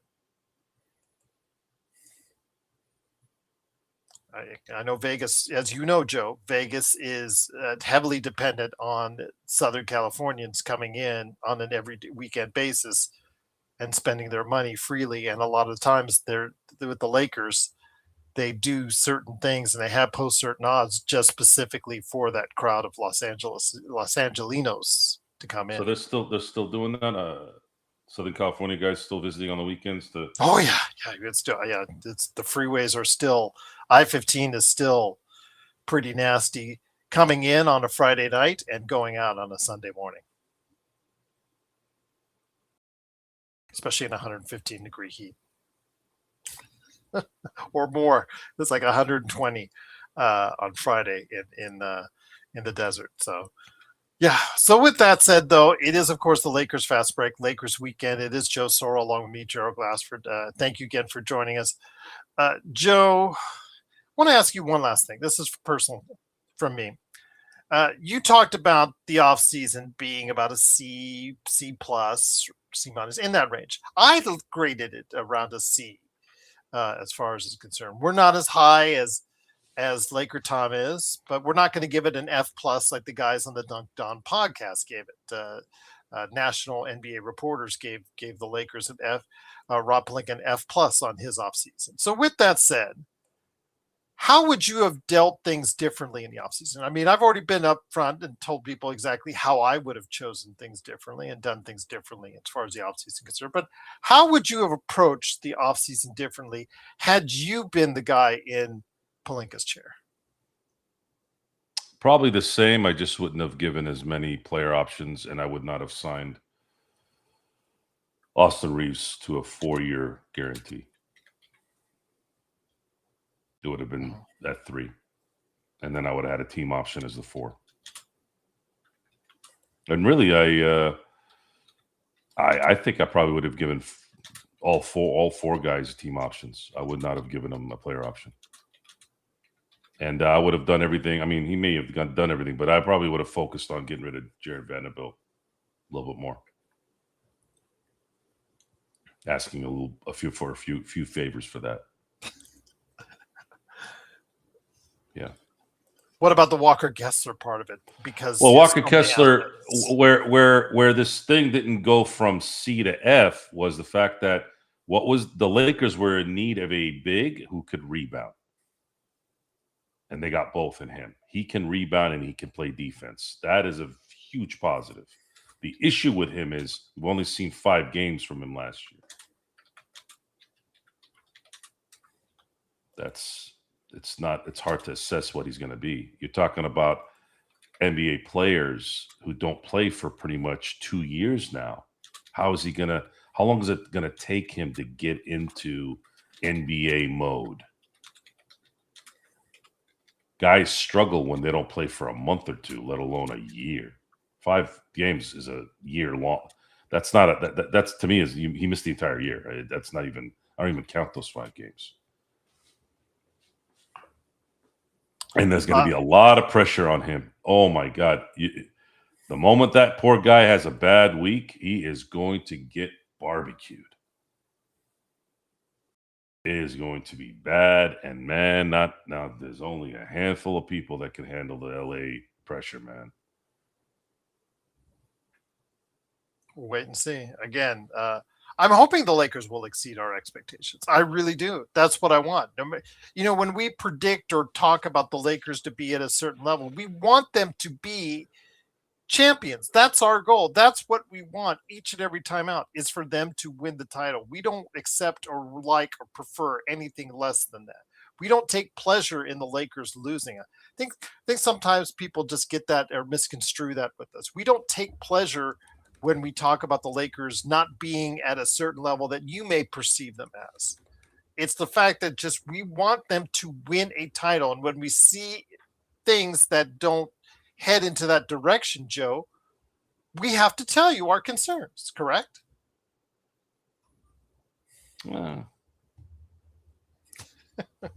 Sure. People are going to think what they want to think. People are going to interpret what they want to interpret because it makes them feel good. Who cares? The results are right there. You want us to put a little bell on there to tell you I told you so. Some people like to do that. I don't give a shit. Look at the results. You don't want to hear what the results are saying, then you're not really taking it seriously. So with that said, before we head on out, Joe, I know that people are anxiously asking you for a Dodgers update. They've lost 8 out of their last 9. Am I wrong on that? Or 7 or last 8, something like that. But they did win on Saturday, Danny, 2-1. Just to let you know. I know you said they lost 8 in a row. They've lost 7 of 8 or 8 of 9. Be that as it may, and they've hit the skids. But I just get the feeling that they're just trying to go through the motions. It's maybe because maybe boredom. I don't know what have you. It just seems like, don't start selling this team short, Joe, because it's just too talented. And when the moment hits them, I think they're just going to regain their form at that time. Yeah, I guess that's the PC way of looking at it. I don't know. I'm in the moment at this point. Losing to the way they're losing is unacceptable. You had your best show ever as far as numbers, views on Schoolball Trade. Yeah, I mean, people were excited. Schoolball was a great acquisition, and when it comes to playoff baseball, if you're stacked in pitching, you're going to have a very good chance at going the distance. The Dodgers are going to have to figure out a way to get that timely hitting, though, once the playoff starts, because that's really what's plagued them here the last few years. Actually, it's not just this year. They lasted a little bit longer this year. Went into the end of July to start hitting the wall. Last year, they hit July and hit the wall, and they never really hit all the way through the World Series. They won a World Series title barely being able to hit. So that goes to show you how important pitching is. And since we're talking about results, it's frustrating, it's irritating, but when you win back-to-back championships in a league where there wasn't a back-to-back champion for a quarter century, which was the longest run in any of the 4 major sports in their history, you have to kind of say, shoot, I can't really get too upset because the results have been there the last couple of years. If they want to go this route to get to number 3, so be it. I'll wait and see what happens. And even if they don't win it, it just goes to show you that baseball is a different beast. You can't have a Patrick Mahomes lead you. You can't have a Jalen Brunson or a Wembyama lead you singularly. It's baseball. Okay, your best player could be your pitcher, and you're not seeing that guy but every 5 or 6 days. And then your best baseball player that plays every day can only do so much 4 to 5 times in a given 3-hour game. It's an impossible sport to win consistently. It's too many variables. So the fact that they've won as much as they have is a miracle in itself. You're talking about a team that has won, will be winning likely their 13th division title in the last 14 years. They've been to 5 World Series. They've won 3 of them. They should have 4. They should have 4. Some would say 5. It's a hell of a run. They're still going to play well, too. They're still going to, during the Ohtani era, they're going to still compete. This is not going to be the end of it. But I had penciled in 6 out of the 10 during the Ohtani 10-year contract. I said, I think they're going to win 6 out of 10 based off of the structure that they're putting together, based off of what Ohtani has given them in terms of deferred money.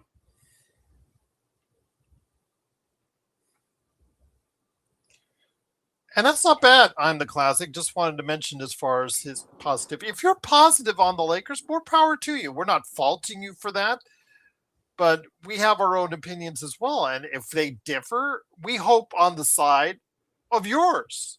if we want to be, we would rather be wrong. If we think the Lakers, Joe and I think the Lakers going to be like a 45 win team, for an example. We didn't say that yet, but we're just saying, for example, we would like to see them be number one in the West, win a title. That's what we want each and every year. But we're not going to spend time lying to people and telling them what they want to hear. We tell them what we think they need to hear, as far as it's concerned. So I know there are other Lakers channels or Lakers shows that are, saying this, that, and the other, and some of them are more optimistic than others. Whether or not they are telling their own truth or just saying things just to get in viewers or clicks or whatnot, then that's up to them.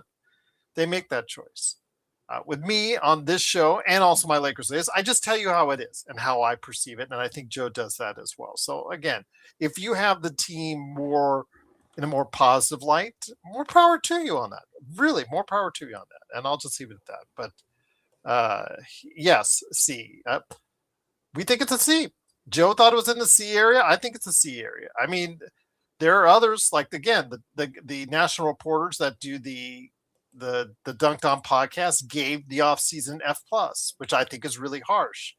I do not think the Lakers get a B for an offseason. I do not think they get an A for the offseason. I think it was a average offseason that as far as good lower cost signings for the most part, with some risky overpays and risky transactions, which really have cost the Lakers as far as what they can do flexibility wise in the future going forward.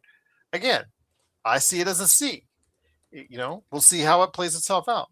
But Black, yeah, F+. Again, the guys on Dunked On, when they said that, they said word for word a lot of the things I've been saying for weeks, and I don't know how they managed to get to an F+ on that, but okay, all right. But that's their opinion, and we're entitled to ours. And if we think they're in the C, it's in the C range, it is, and it comes off our analysis and viewing what the Lakers did and what they still have yet to do as far as their roster, Joe. I mean, again, like you talked about, there's no proven NBA starting forward on this team, no backup center with real height or rim protection. This is a concern. This has got to be. What was the plus for? I'm curious. Why was it a F+? What's the plus? Because of the small signings, the drafting of Carr and the Williams and Thibault signings on the minimum. Okay, so anyone that they've signed that's going to be a starter was an F. That doesn't make any. Yeah, it doesn't make any. It doesn't make any. I agree with their overpays, but I don't think they're F signings for Mamu and Grimes, Joe. I don't think they're F signings. I just think they're overpays, but I don't think they're F. I mean, if you'd have told me, Joe, that Mamu, Grimes, and Sexton are going to be your three guys coming off the bench, I would have said that's great. That's no problem. It's great. Now, who are your starting forwards? But the problem is Mamu and Grimes may be your starting forwards. And therein lies the conundrum, Joe, because you gotta have guys that are used to being backups for the majority of their career with other teams. Now you're paying them, and now you're giving them the responsibility of doing something higher, which they may or may not be able to do. Yeah, the glaring hole is the most important piece of this thing for it to go where you want it to go. How are you going to guard Anthony Edwards or Jason Tatum or Jaylen Brown? How are you going to guard these guys? Anybody from the wing spot is going to be a concern. You have no one. You have Jared Vanderbilt right now, guys. What about Williams and Thibault? Because so much as people have been talking about them. You tell me. These guys got picked up for the minimum. You really think minimum players are going to make that much of an impact? Look at the Lakerholics chat that we're on. They are already clearly those guys are depending on Thibault and Williams. You can't depend on guys. The only time you depend on minimum players is if they're playing a specific role where they are needed to play, not relied on. If you're going to rely on Thibault to be this defensive wizard, okay, great. Let's say he does play great defense. What happens when he has to shoot the ball? You could look at his stats in the playoffs, Joe. Take a look at his stats in the playoffs. I have, and I've watched him play. Guys, Last shot he took, Joe, in the San Antonio series. this is the assessments and the grades. I'm putting those in bunny ears for everybody on radio or on Apple or Spotify.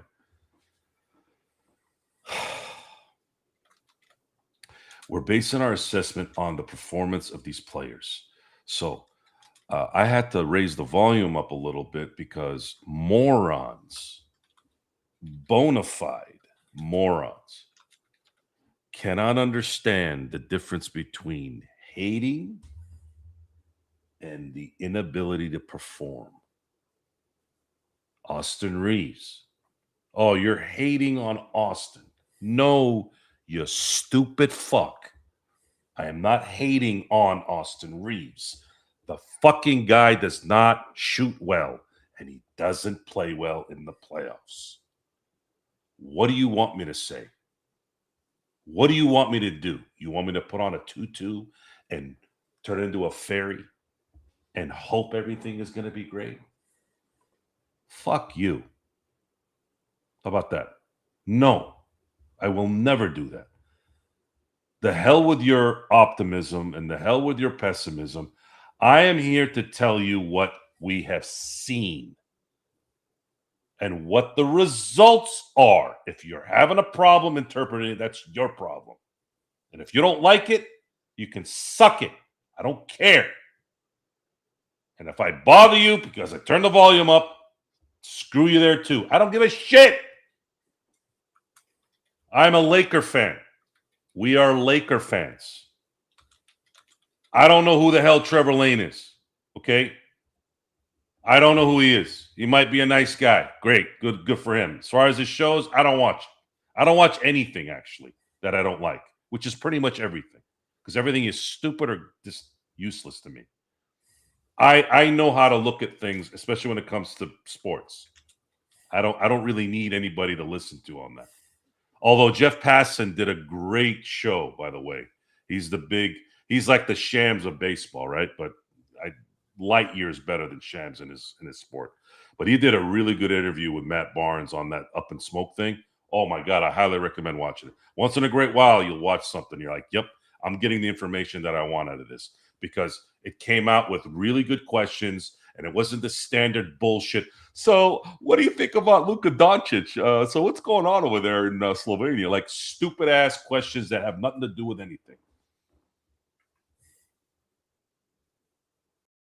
Stupid ass commentary about hating. Why would I hate Austin Reeves? Explain that one.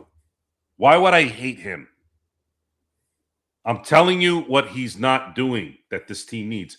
And what was the reward for him not doing what this team needed? Number one, staying healthy at the end of the year. Number two, performing in the playoffs. You know how he was rewarded?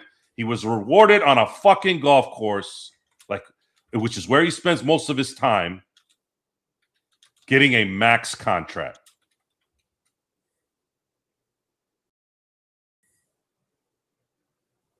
And for what? Timing was right.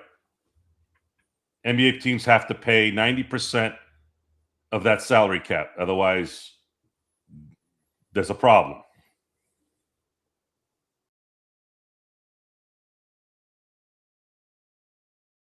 So now what? Now what are you going to tell me? Oh, you're hating, Joe. Oh, you're a hater. Oh, you're pessimistic. Oh, you look like you're upset.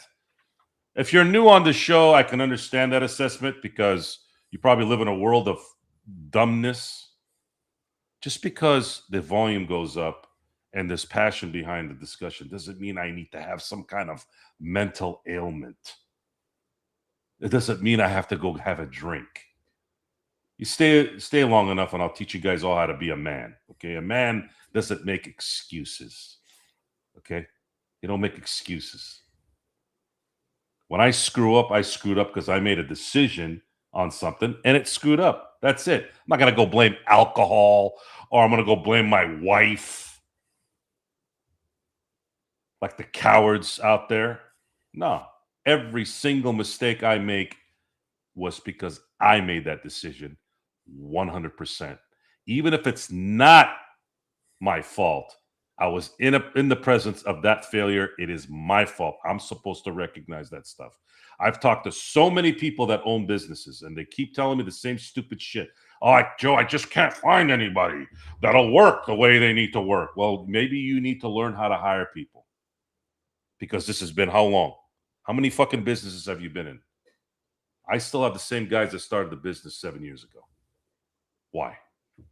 Do you respect your guys? Do you pay them well enough? Or are you too busy trying to get something?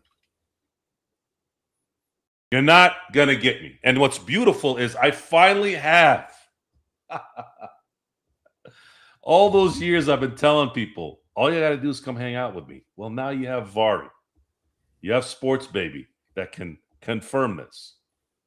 He was with me for a week. He was with me every single day, in and out, in the house, in the truck, at projects, at my warehouse, at my supplier's place.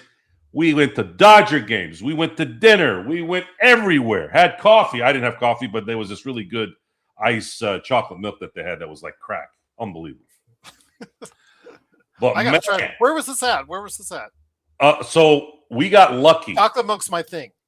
We got lucky. It was this mom and pop coffee joint out in Temecula that I didn't know about because I don't drink coffee, obviously. But obviously, he didn't want to go to anything commercial, which I totally understood. But I went on Google and I just got lucky. The first one that hit looked like a mom and pop. I said, "Hey man, maybe we should go try this place." I mean, the second he went over there, he took a sip of his coffee. He's like, "This is good, Joe. This is really good." I'm like, "Yes!" And the service there was off the charts too. By the way, it made sense. Well, why? If I remember, I'm going to hit you up. I got it because chocolate milk's my deal. Yeah, and here's how great Vari is with his coffee. See, he kept getting a coffee that was like this. It was like what looked like maybe 2 shots. Like an espresso or something? It looked like a little bit bigger than an espresso, maybe a couple of espressos, maybe a triple, right? Which is going to be small either way. And he goes, "Joe, see the level of the milk and the level of the this and this is the perfect man." I was just sitting there going, "Man, see, that's what I'm talking about, man, right there. This is what I'm talking about. This is hot. This is a man that knows what he wants and he knows quality." Is he in Chicago? Is that correct now? He is in Chicago. Yes, his family connected from they came into LAX because LAX is the only place that goes to Australia. So he came in with his pops and his mom, and then they connected to Chicago, and then he came and hung out with me for a week.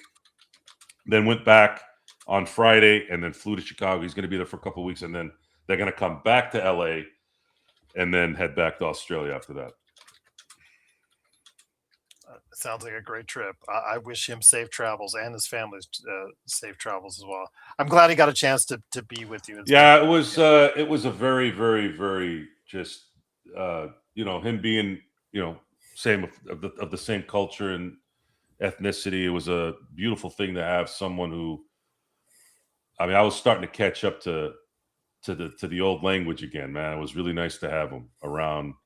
Not only because he was a cool guy to be around, but also the fact that there was a little culture.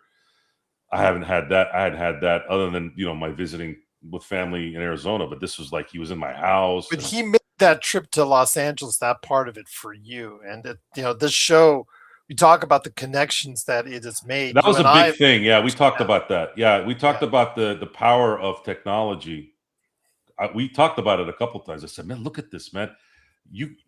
We connected halfway across the world, more than halfway, and look, we're hanging out. So all this bitching and whining about technology and social media and all this stuff, this last week was the positiveness of all that. We would have never met without the Lakers fast break, never, and we would have never had a week of really, really cool interaction.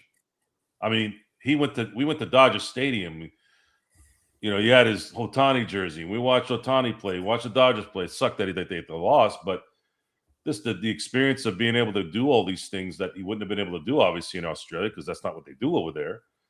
And be able to know that, he's got a connection here in California, in Southern California, and specifically, and here we are. I believe he is going to Australia at some point in time. They've talked about it quite a bit. I will be in Australia at some point. I'm going to be doing more traveling, probably within the next 2 to 3 years, because the time has come to start going on. My kids are starting to grow up. My wife is getting the itch to start traveling. She wants to go to Greece, Europe. My guys have been begging me to go to the Southeast Asia. They want me to go to the Philippines and things like that. I'm like, and I've been telling them no, no, no. I'm like, all right, I'm starting to feel like I'm being that guy, but I'll make a commitment at some point, because they say that there's good fishing out there and really good environments there. So it'd be nice to go out there and experience something a little different than what I'm always doing over here. But yeah, it was one of the best things I think you could do with someone that you didn't really know. I'm the classic. I wish we could share that, but again, we're not on Vando Hill. As if you know this show, if you come to know this show, Joe, myself, and John Costa, and I think Legend as well. We're not on Vando Hill. I say there are people that are on Vando Hill and off Vando Hill. Yeah, I'm not even in Vando's stratosphere. Yeah, I want Vando gone, let alone starting anything. I do not want Jared Vanderbilt to be on the Lakers at all. His game is ridiculously frustrating to watch. Since he signed that extension, it's just not been good. And there's no one here that's going to sell us on it. I can't take a player who is physically gifted like that, who's scared to make a layup. And there's nothing you guys can bring to us. I remember I had a discussion about 3 weeks ago, and somebody was really on high. And even that person that was so high on Vando admitted he was not the player that he was 3 seasons ago. And it's just like double foot surgery. It happens. It happens. When you have double feet surgery, it's a thing. And it's a serious thing. And it does affect you. And, if he's getting back to where he once was physically, it's still, he is a problem on the offensive end. He is a non-factor there, and it hurts your overall team. And other teams scheme against you when he's out there. They beg him to shoot the ball, and that's a problem. Back to the results on the Jared Vanderbilt scenario. Well, let me just add this, because I'm the classic says no better defensive options. Well, what about the magical Thibault and Williams options? What about Adou Thiero? I mean, you've got a kid that if he's healthy and stays healthy, could he provide a lot of those same options, Joe? The LA Lakers do not have a wing right now. A viable wing. Thibault, Sexton, Reeves, Luka, none of those guys are wings. Viable wings. So if you want to start LaRavia, you're toast. You want to start Vanderbilt there, you're Bert toast. You want to start anyone else on that roster, you are toast. There is not a single player on the roster right now that can play the wing in a coherent way. Starting level fashion. We just don't have an NBA starting level. And Kuminga, as much of a slap nut as he is a better wing than anyone that the Lakers have right now. And that is the only reason why this is a discussion. And what Kuminga is doing right now is, and I'm pretty sure we're not the only people that know this. It's not really that hard to figure out. There is probably a very, very high probability that the agent and Kuminga, I'm sure Kuminga probably has a brain to this too, that he knows that the Lakers are desperate for a wing, and they're waiting it out just as much as the Lakers are waiting it out. So whoever yells chicken here first is going to win. But if the Lakers do not get a wing, a legit wing, before the season or when the season's playing, they are going to get murdered. You think Anthony Edwards the last few years and Jaylen Brown and Tatum and SGA, you think those guys were a problem before? You are going to get destroyed. I mean, any team with any legitimate wing star is going to barbecue chicken your ass. And DNPs will follow if they don't find a way to get rid of Vanderbilt. He will be a DNP king. I mean, he was out of the rotation multiple times last season. And I want you guys to go back and look at his stats. He was healthy scratches. Why? Why? Because Gerald Glassford on the Lakers fast break whispered in JJ Redick's ear about what he felt about Jared Vanderbilt? No. It's because Jared Vanderbilt sucks. That's it. It's not fair, maybe, but it is what it is. He stinks. And JJ Redick, who's the head coach of the LA Lakers, confirmed it. If you needed confirmation and you're not watching the games, why would he DNP a guy?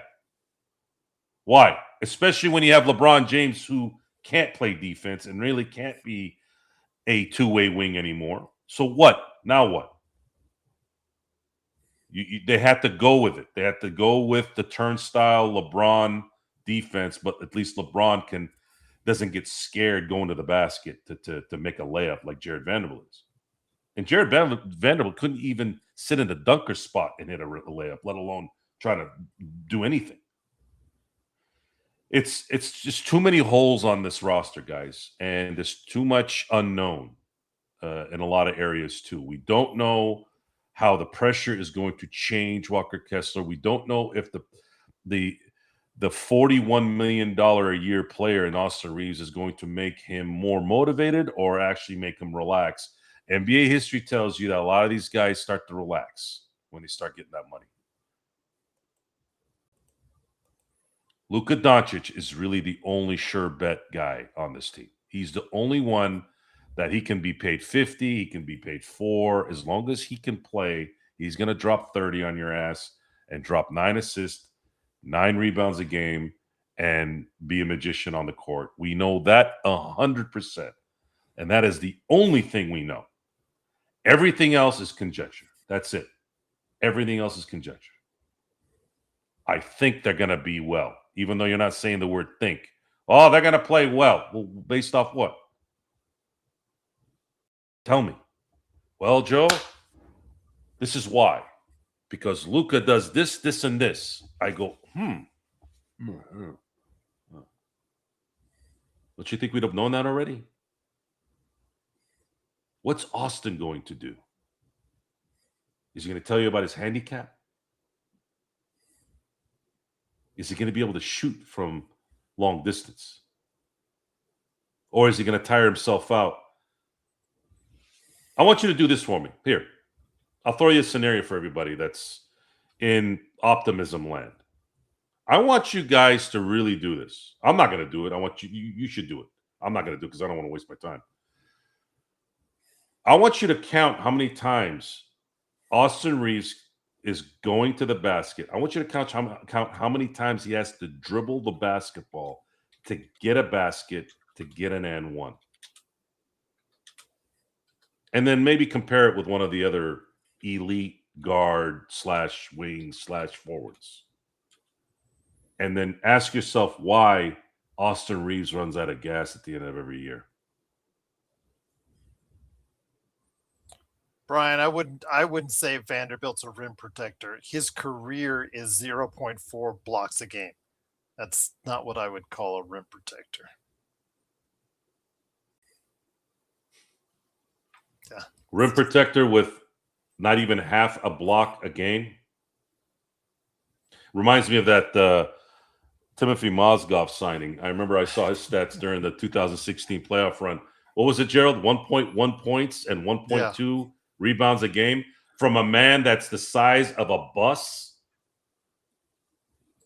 How can you be that huge and have 1 point and 1 rebound in an NBA game? Well, that's the thing with Mamu. That's why I'm concerned about Mamu, Joe's, because he only in his first ever playoff series, 7 games with Toronto last season, he only averaged 5 points a game. Mamu is really a backup center that would be very effective as a backup center, and he will be a guy that will be leading a 4-guard, 1 center run of a offense. That's where it's what you're probably going to see unless the Lakers get a wing before the end of the year. Mozgov was one of my favorite assessments, even though it was tragic. I was on Lakers Ball. For those of you who don't know what Lakers Ball is, that's where Gerald found me on a Laker fan forum.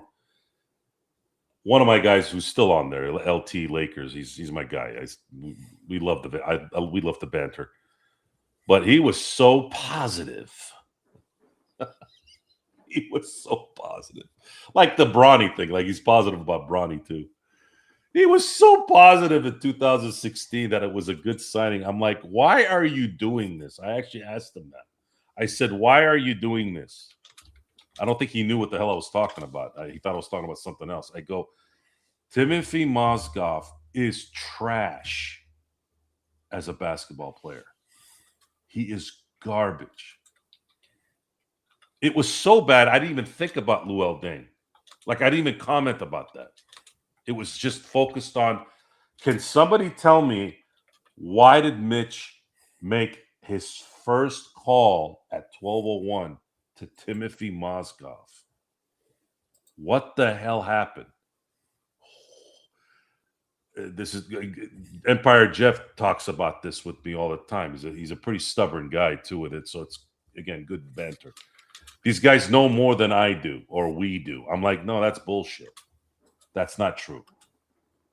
Do you really think Mitch Kupchak knew more than us calling Timothy Mozgov at 12:01 in free agency? When free agency was actually entertaining, by the way, not this horrid trash that Adam Silver turned it into the last few years.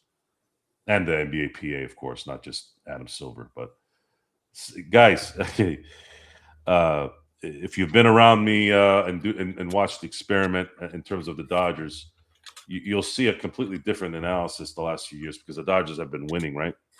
Not a lot of you have ever seen me talk well about the Lakers because the Lakers have not been well for a very long time, with the exception of the 2020 season, right?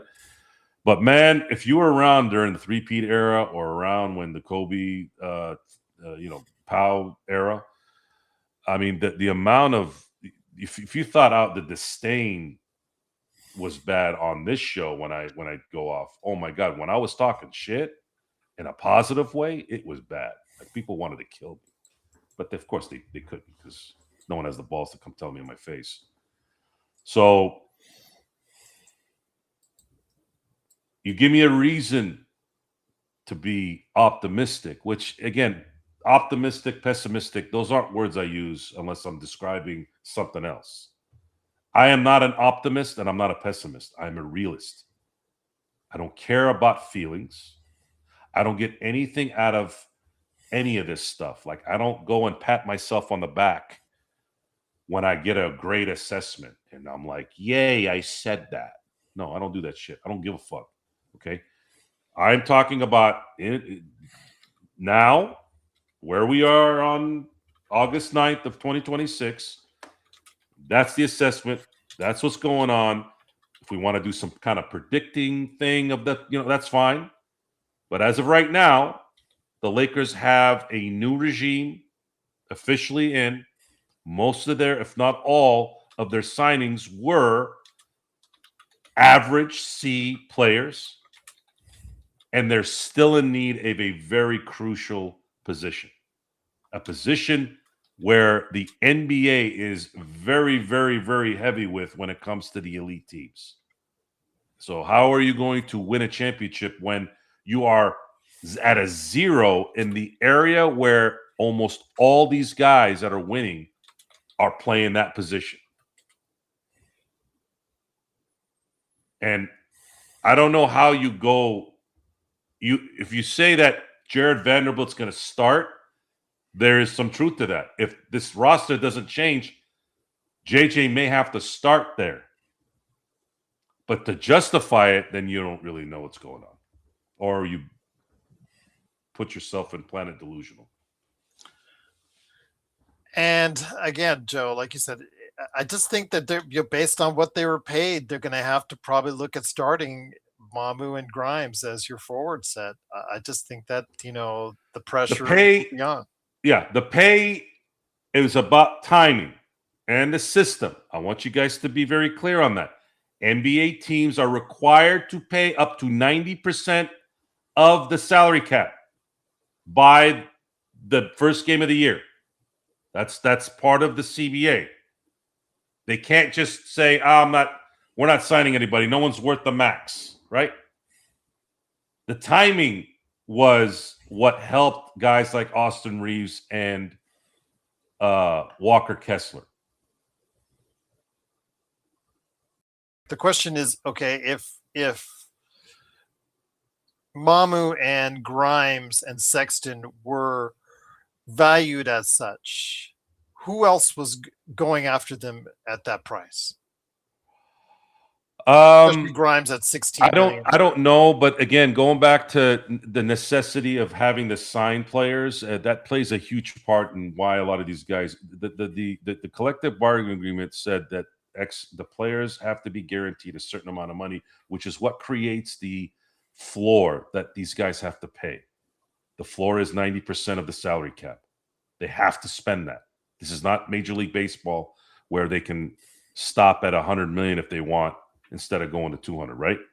And the cap hold, remember the cap hold of what they actually, for this year only for Austin Reeves, you get 20 million, like almost it's not essentially free money, but it does not count against the cap. And again, there's little things like that a lot of times, unless you read the 400,000 page CBA agreement, you're not going to catch that until it presents itself. I mean, for years, we learned as each CBA advanced, right? Like the swaps, right? Like I didn't hear about the swaps until about 10 years ago, right? Yeah. And I don't know if that was available 20 years ago. I never heard swaps 20 years ago. It may have been, but we learned that it existed, 10 years ago, let's say. So you save money though on Austin now for this season, but in seasons 2, 3, and 4, every dollar on that contract will count against the cap. What the difference would have been for me in terms of what I would have done differently. Rob player option Pelinka, I would have switched that to team options. I thought there was a massive overpay in terms of guaranteed money because there's no way Austin Reeves is going to turn down a $49 million contract in 2029, 2023 to 2030. It's just not going to happen. And I don't think he's going to turn into an all NBA player.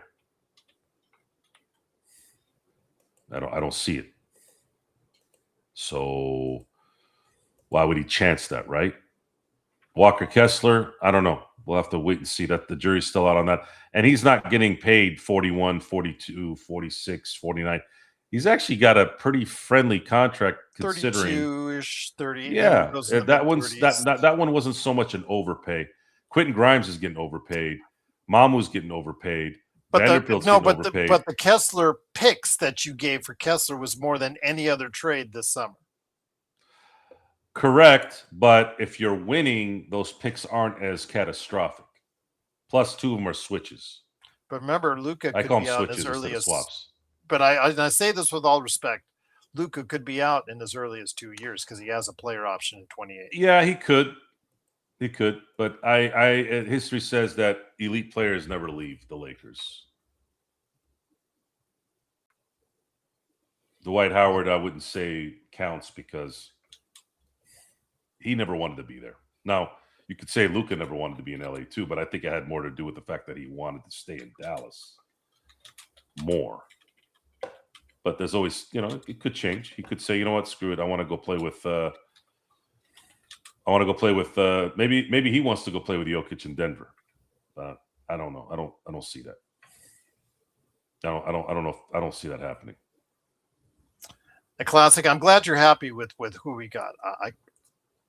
I would not have gone that same route, starting with Austin Reeves. I would have chosen a different path on several players, but this is what we have. And again, our hope is that if we predict the Lakers to be at a certain spot and it's not at the highest spot, we hope they get to the highest spot. We want to be wrong if that's the case. That's what we want. We want a championship for this team each and every season. So, but we have to see things through what they are, what we believe them to be, or what we think that is being. We're not going to try and give you guys false hope or try to tell you negatively or positively. We try to tell you realistically what we think this team is and what we think this team is going to do. Simple as that. But Joe, it's been a great show. 2 hours plus. Back for more. So cannot thank you enough for stopping by. Truly appreciate it. Remember, he's a few Modernos in, Joe. Be nice to Swung. He's not trying to troll you too much. How do you know who Vaughn is? Where you see that? It's a comment he made before. Oh, okay. He said I said it. I brought him up. How do you remember something like that? And drinking all those Modernos at the same time. There you go. Something fishy about that. But with that said, guys, I'm also on Lakers' latest channel. I work that for the guys right there at the Fan Arc Network. I'm on there Monday, Wednesday, and Friday. I'll also be on later this week with Legend. I may have another live show because John couldn't make it tonight. He had a family emergency, legit family emergency. So I hope everything's going to be okay with him. But he said he could try to be on later this week if me, you, and him work something out on our schedule later this week, and we'll try to do that. So again, if you guys have thoughts on comments on Kawhi, on the Lakers, on the young kids that we talked about at the very beginning, and more, what you grade this off season to be, we want to hear that from you.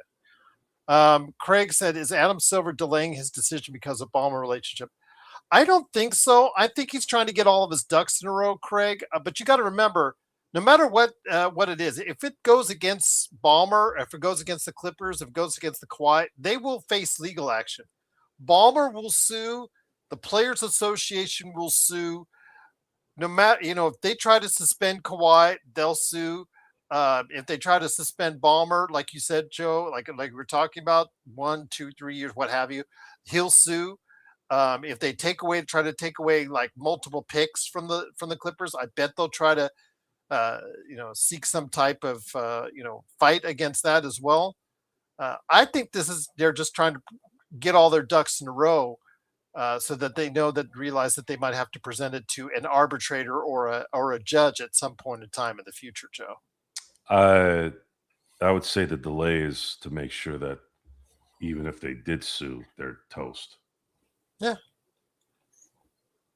I don't see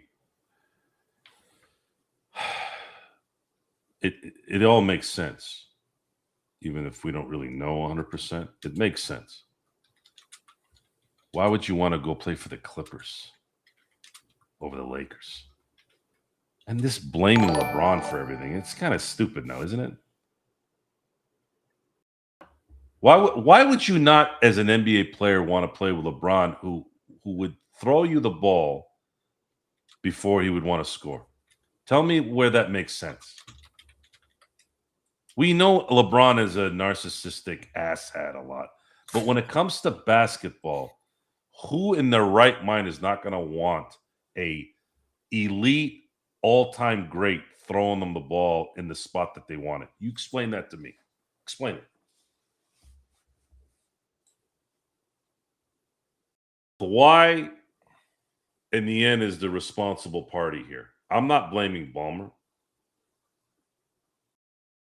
I'm not blaming anybody but Kawhi Leonard. Kawhi Leonard made the decision at the end of the day to accept these terms because of a stupid family member and his agent. He traded stupid-ass toilet bowl money for a chance to be beyond elite. Think about that for a second. Winning in San Antonio, winning in Toronto, and then he would have had his jersey retired next to Magic, Kareem, Worthy, Kobe, Coop, Shaq, and he would have stacked rings on top of that. It's not like he could have still had credibility if winning with LeBron. No, he had won in San Antonio, won a Finals MVP in both other places. He would have He would have won his third championship with the third team. Maybe won another Finals MVP for all we know. He traded all that for what? All that so he can make more money so he can still drive a Tahoe? What the fuck was the point of the money then? For power? Trying to get a helicopter? How's that working out in New York, by the way, in Queens? You know what the breaking point with the Juan Soto signing was, Gerald? What's that? The breaking point, allegedly, was that Juan Soto wanted a box for his family. Even Derek Jeter didn't get a box at Yankee Stadium, right? And on top of that, he wanted a clothing allowance. This motherfucker is going to make $800 million at the end of the deal. And this fucker was asking for a clothing allowance for his mother. Oh, well, Joe, it's his right. Yeah, it is. Yeah, it's all your right. I get that. But look at what your right did. Look at what Juan Soto is doing right now. Losing his ass off. And maybe he doesn't give a shit, but look what the Mets turned into. A complete and utter joke. Basically, the Clippers of baseball. Spending all that money and doing all that tomfoolery for what? So that they can still lose? The LA Clippers, whether with the richest man or the most racist man leading, are an absolute joke. They will always be a joke. And you are part of that huge joke even more now, Kawhi Leonard, and your family, because you decided to be a Clipper because of money that you're never going to spend. How does that feel? How does that feel? Seriously, how does that feel? What are you going to do? What is the point of having money you're not going to spend? You ain't taking it with you when you go to the grave. What is it for? For your ancestors? What? What is it for? At least being a part of an amazing run, winning, being with the greats. There's some... you already have the money. You already have enough. And you traded it so you can play in a toilet? And what are the Clippers trying to do? That was it for me, by the way. As soon as I found out they were trying to trade him to Toronto, I was like, these motherfuckers, these guys are scumbags, man. They're trying to dump them on top of the fact that they have to deal with this. Horrible decision. Back to what I was saying again. These guys may know more behind the scenes in certain areas. You know, Sam Presti knows more than we do. Yeah, guys like maybe Tim Conley know, Pat Riley. But there are a shitload of people that are in charge of NBA teams that don't know shit. Nothing. I'm pretty confident I could be an NBA GM and I can run a better team than some of these schmucks. And it starts in LA, by the way. Lawrence Frank, you suck. Ballmer, you're great at Microsoft. You're great at being a businessman, but you suck at owning an NBA team. But yeah, I think it's going to take a while. I really think it's going to take a while because they do have to. It's going to take a while because they have to get all their ducks in a row. I mean, just okay. If you watch the Pablo Torre finds out, he's got stacks and stacks of paper. Just that him and his team, I think it's like 2 or 3 people, but what they weed through in order to get the evidence or get the circumstantial evidence that they provide their audience, but through all the stuff that they have to comb through as far as files, legal paperwork, legal filings, what the LLC filings that they find out, but that Kawhi conveniently did at just before he signed his contract, that he opened up LLCs just before he signed that latest contract of his under the full max value, and then the separate LLC that Steve Ballmer set up in order to go ahead and do some more allegedly funny stuff as well. So again, it's just, if you get a chance, I hope Pablo writes a book out of it. He's already won a Pulitzer for his work, but if you get a chance, check it out. It's a long watch. It's like 13 episodes now. It's about 12, 13 hours of it, but it is really, it goes in depth, Joe. It really does. And it tells you a lot about how serious this is. This is, you could get all the hype you want on it, but this possibly is, and I think it is, the biggest cap circumvention, or the most detailed cap circumvention in sports history. Yeah, and the cynics are saying that nothing's going to happen. Maybe they're right. Maybe they are right. That's the But problem. if Mr. Silver goes nuclear on this, he may not want to do it because he might think that Ballmer is going to say, you didn't. I'm kind of curious to see if Ballmer will weasel himself out of this by saying, hey, look, I got proof that other teams did this and you knew about it. You didn't say anything about it. That might be the only thing I could see holding this but up. he said he was a victim, Joe. He went on ESPN, remember, after that first allegation, that first episode that Pablo Torre put out there, and he said he was a victim to Ramona Shelburne. Yeah, sure. A victim. Guys, hypocrisy, rich. I've told you guys, I've been broke and I've had money. Having money is always better. But when you sell yourself out for money, that means you are no different than a streetwalker. And it's even worse when you're already rich. Think about that for a second. You know why I sleep well, Gerald? Why is that? Because I'm not stealing from anybody.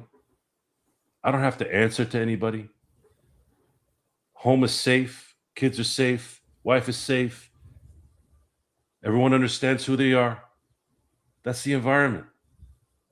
You got to lead by example there. If I'm out doing stupid shit when I don't have to, what was the point of this? All this was to take down LA Lakers. Notice I said LA. There's only one team in LA, guys. The Clippers are exactly where they are located. A toilet. They are a fucking shitter. They would never, ever be able to take over LA. And they never will. And the richest man in ownership here, all that money, all that brains, that little light bulb that Uncle Fester puts in his mouth is out. Never turned on with him. He thought it was going to turn on, but it didn't. And this is supposed to be a smart guy because he's got money and he's got an NBA team. Sit back, stop listening to hype, stop listening to bullshit, read some books, maybe teach yourself some common sense if you don't have it, and pay attention to the details. Look what's happened to Will Smith. I was talking about Will Smith today. That's why I brought him up. This guy owned Hollywood. He had it in the palm of his hand. And he still went this way. For what? Why? Why do people go that route? For what? More, or I got to prove more and more. What do you got to prove? What did Ballmer have to prove by getting Kawhi Leonard the way he did? Allegedly.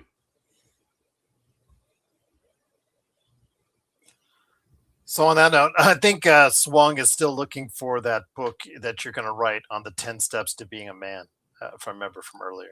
Did I say I was going to write a book? No, but you were going to tell people how 10 steps on how to be a man. Swung put it at 10 steps. I'm sorry. Just thinking, I'm just giving you a best. I'm giving you I'll give you a top 10 here. Yeah, I'm not going to write it down. Why not? Should. I'll write it down, but I'm not going to write a book about it. Oh man, well, it's an opportunity then. To me, if you're going to write a book, write a book. Remember, you know how Mick Foley wrote a book? Mm-hmm. He's written several books. Yeah, he had a ghostwriter that I guess he was negotiating with, and then he realized, wait a minute, I'm going to write this on my own. Yeah, and That's writing a book. He wrote it, and I've read it.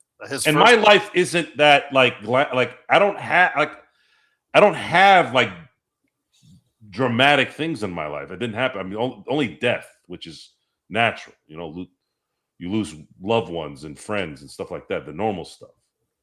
But I haven't done anything that's going to warrant a story, anyways. I don't do that shit. I don't go off on trips and do stupid shit and go, oh, I remember those days when I was stupid. No, I was never stupid, whether at age 20 or age 30 or age 40. Now, my 40-year-old guy will look at my 20-year-old guy as dumb because I'm smarter in my 40s, but I wasn't dumb when I was in my 20s. I didn't do stupid shit. Go ask my guys I went to college with. So, anyways, we'll do that. We'll put a top 10 how to be a man. There's a lot of scenarios there that you have to put in there because there's the difference between, let's say, being a man in a relationship versus being not in a relationship, being married, not being married. There's different versions there.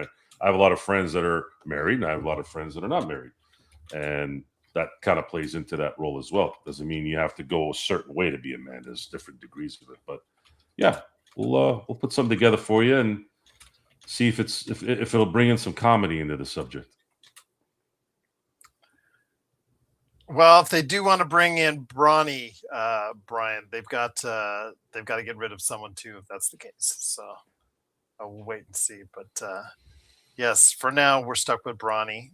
But the Lakers do have to do something before the season starts to get rid of at least one contract. So if they bring a Kuminga in, if they bring a not a PJ Washington because you have to trade, but if they bring in a DeMar DeRozan or they bring in another free agent, then they're at 17 players. So that's obviously something that they will have to address if they do decide to bring in a Kuminga. But again, if they want to trade Bronny, more power to the Lakers. Because again, we have been very adamant on our thoughts on Bronny as well.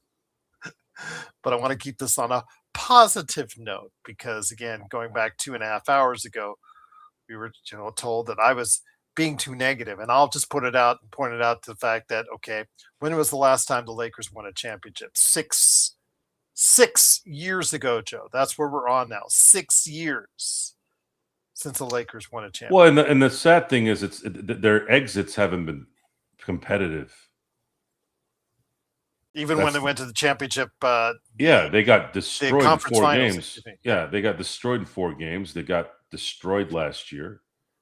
Then they were a 3 seed and lost in 5 because they couldn't close a screen door when it mattered. They have been basically they've walked in the last 4 series losses.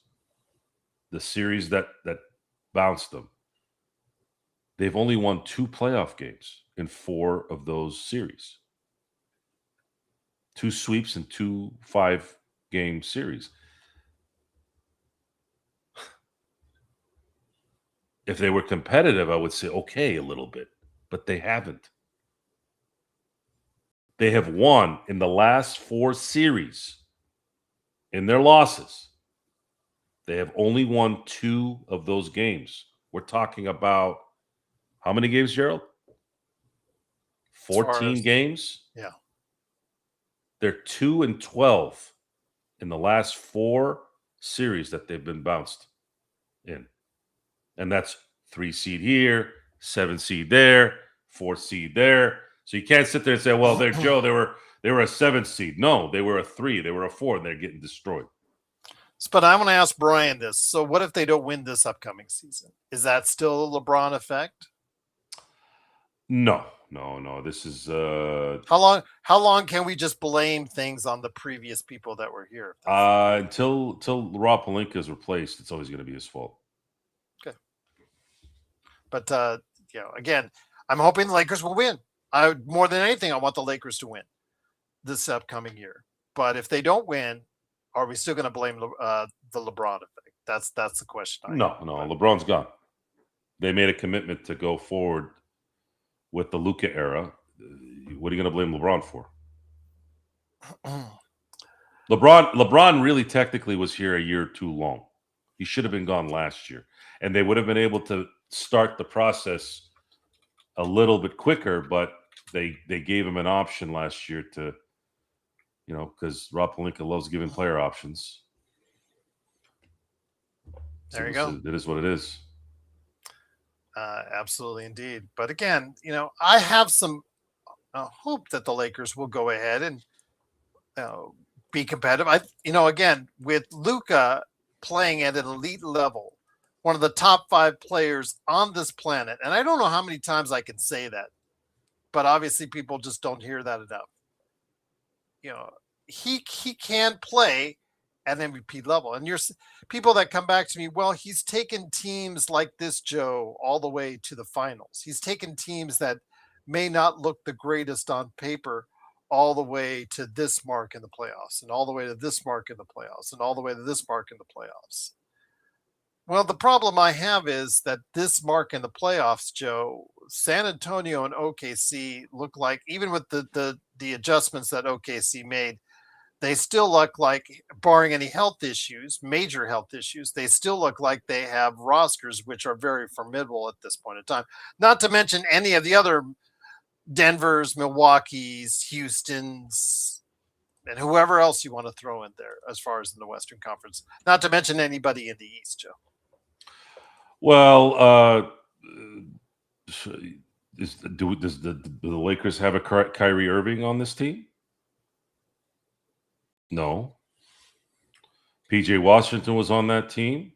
Who else? Derek Lively, rookie, was on that team. Pretty good for a rookie. Gafford was on that team. Solid center. There was some depth on that team. Plus, they had Kyrie Irving. They had a second star. But even with that, they ran out of gas in the finals, guys. This is about the ability to sustain enough energy and enough execution to finish. This is not about getting to the finals. Not with the Lakers.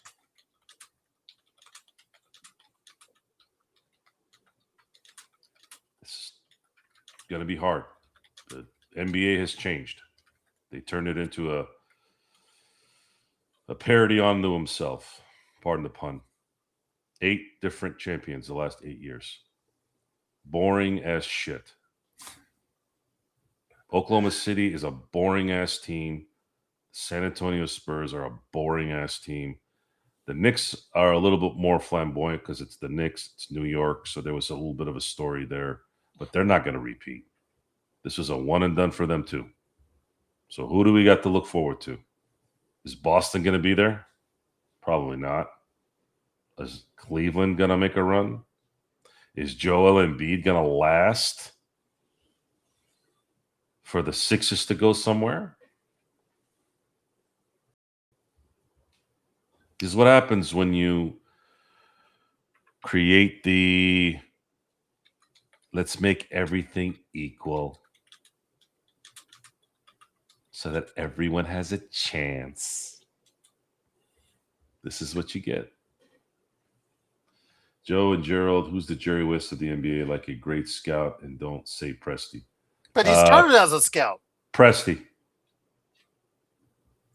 Sam Presti. That's his background, was as a scout.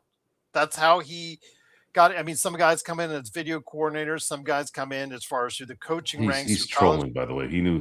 Yeah, he knew. Presti. He knew. But yeah, that's. I mean, it's been apparent what he's done.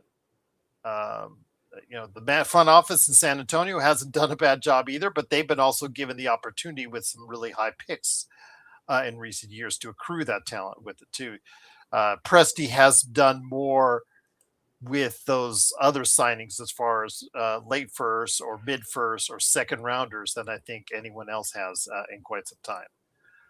Brian says Lakers are lucky to have Luka, but he is a cone. Yeah, he if he doesn't want to try on defense, you can definitely tell. How do we win with that in Austin? Lakers signed Austin again. That's what I've been trying to say, Brian, is that it'll look great in the during the season. The Lakers will have one of the best offenses in the NBA. They will outscore teams. They will win. A lot of people are saying 46-52 wins based on their offense, based predominantly on their offense. But in the playoffs, as we saw with Cleveland, Joe, and New York, where Cleveland had that terrible defensive backcourt of Harden and Mitchell, they got roasted. They got picked apart by Brunson and New York. Absolutely roasted, absolutely picked apart in that series. That's what I'm worried about with the Lakers, is that when you put those two out there together because of their defensive questions, I'll leave it for that. That's the problem I have, is in the playoff series. I'm not questioning what they would be in the off. And I think they'll be very competitive during the season as long as they stay healthy. It's the postseason that is the problem, I think, for the Lakers with that backcourt, if you're committed to that going forward. Yeah, I don't know. I don't know of a backcourt that's ever won a championship with the defensive ratings of a Luka and an Austin in the backcourt. Oh yeah, I don't think he's coming to LA, Swag. The Lakers would have already. I'm sure they would have already offered if that's the case. And yeah, it's probably well known that he's a lifer where he's at. Did he come over from Seattle? I don't know. Yeah, I think he came over in the move from Seattle. But yeah, he's been there a long time. Absolutely. But yeah, again, with the Lakers, that's the concern you guys have.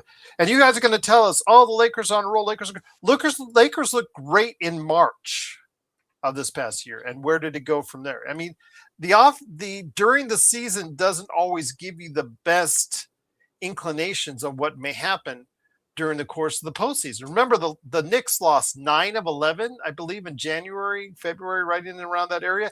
And look what happened to them. So again, I'm just saying this team is going to look at times pretty good offensively during the course of the season. I just have concerns throwing that backcourt out. That's why I would not have committed to Austin Reeves. I would have signed and traded him. If Detroit wanted him so bad, okay, I will take Jalen Duren and Ron Holland for Austin Reeves. I would have taken that. Would have taken that in a heartbeat. I would be surprised if Detroit was offering that, though. No, I'm just saying, because if Detroit was so hard up for Reeves. Yeah, it's money wise, that's around where you. I don't think Rob Pelinka is, until this thing gets transitioned. I just don't see any hope in getting the right. I'm trying to figure out. I've been trying to figure out how long this favor that I'm sure Mark Walter gave Jeannie to see what Rob Pelinka can do will be. We'll see. I don't see how, if it wasn't for Jeannie, that Rob Pelinka would still be the GM. It's got to be some kind of agreement that, hey, please let him do his thing. Maybe I'm wrong. I don't know, but I just don't see any benefit in having Rob Pelinka around anymore. You'll never get an argument on me on that one. We've been mocking him for years, and we've been thinking a change in the front office has been needed for years. And I didn't like him from the beginning. Maybe not the exact beginning, but something clicked in a really bad negative way when at that KCP signing. It was one of those things where he said some things. I'm like, just an aura of horse shit. Just don't like, and it's not just a Rob Pelinka thing. It's everybody. Most people talk like that. I can't stand it. That's why I don't like anybody. Just constant nonsense of just fake bullshit. Manos from above. I'm like, shut the fuck up. Just Manos from above. Just introduce the guy and shut the fuck up. Manos from above. And on that note, La Jolla, I don't think we're going to go till 1, but I am, because I still have got to record the Lakers latest for Monday morning. But Joe, it's been great having you on. Are you going to be doing a Joe Soro experiment later this week? So I've had guests for 9 straight days. Today was the first day Well, tomorrow will be the first day where we're not entertaining. Again, I'm not. Uh, I'm not tired from it or exhausted from it. It's just that my time has been focused on making sure I was a good host. But we were definitely going to have a show this week, and I'll make it clear that on when it is. Might be at the end of the Royals 3-game set here, and setting up the next big series with the Milwaukee Brewers, or I might just get a feel or get something that happens where I feel like doing a show.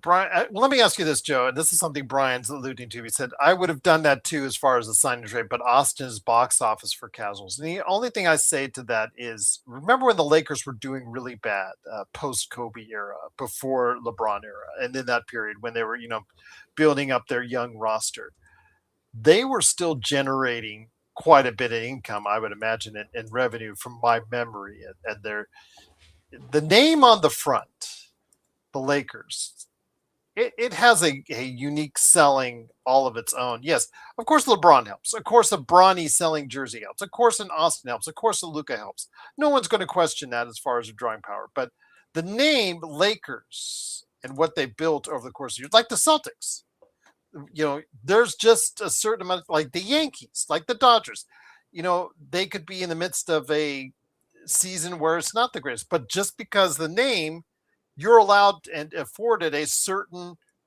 spot in hierarchy because of where they're at, regardless of who's on that team.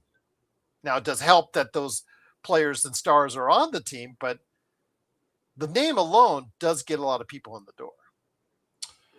First of all, the Rob Sacre, Tarek Black, Ryan Kelly era basketball was 400 times worse than any LeBron issue. I would rather eat all the BS from LeBron's camp than deal with the losing of that era. Which season was that? Can you point out? I'm going to look up something for real quick. 2016? 2014, I'm sorry? 2014, 2015? Well, 2014 was the first. It was right after Kobe tore his Achilles. So it's 14, 15, 16, and 17. I'm going to go 2015, 2016. And really 18 if you want to really be technical. I want to go with the 17 was really bad. I remember 17 was really bad. That's when I broke. Okay. That's when I finally broke. Let's do that one. 2016, 2017. Let's do that. I had missed a Laker game. For 10 years. 17 was what broke me. I couldn't watch the last game 60 whatever. I was broke. I couldn't watch anymore. Lakers still ended up 11th in the league, just to give everybody an idea. Well, Chicago always wins just because their average is like 21,000 for that arena. But the Lakers, 19,000 on average, 776,000 people attended. Yeah, I mean, I don't know what to tell you. Their average was, again, right around 18,949 people. So at home, so almost 19,000 people attended the games, every single game in that year, Joe. Are you all getting paid for that?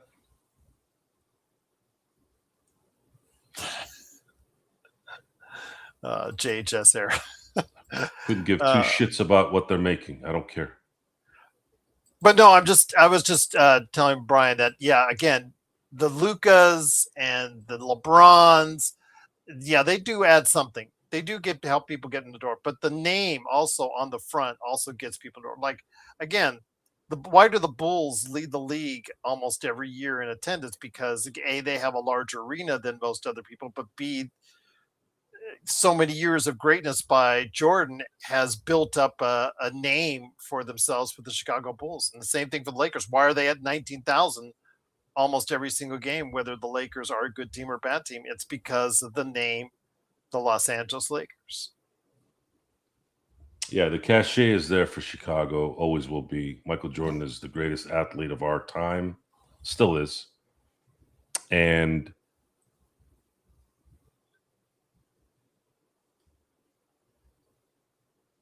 Lakers always get the stars, man. Whether they choose to come here or whether they're traded here. The results are the same. And it's been like that for 50 years. More than 50, 60 years. Will Chamberlain, Kareem, Shaq, Powell, Anthony Davis, LeBron James, Luka. The Laker brand is the number one basketball brand on the planet, and there's no one close. And La Jolla, I do respect your opinion on the bubble. And you were saying that in a fair fashion. Again, I appreciate the jewels as well. They said, I'm not a LeBron fan, but without him, we don't get AD, and without AD, we don't get Luka. I consider the bubble ring a half ring personally. I can't. I will fight respectively. I will fight anyone on the bubble ring because the fact is, you're playing in a bunch in front of TVs.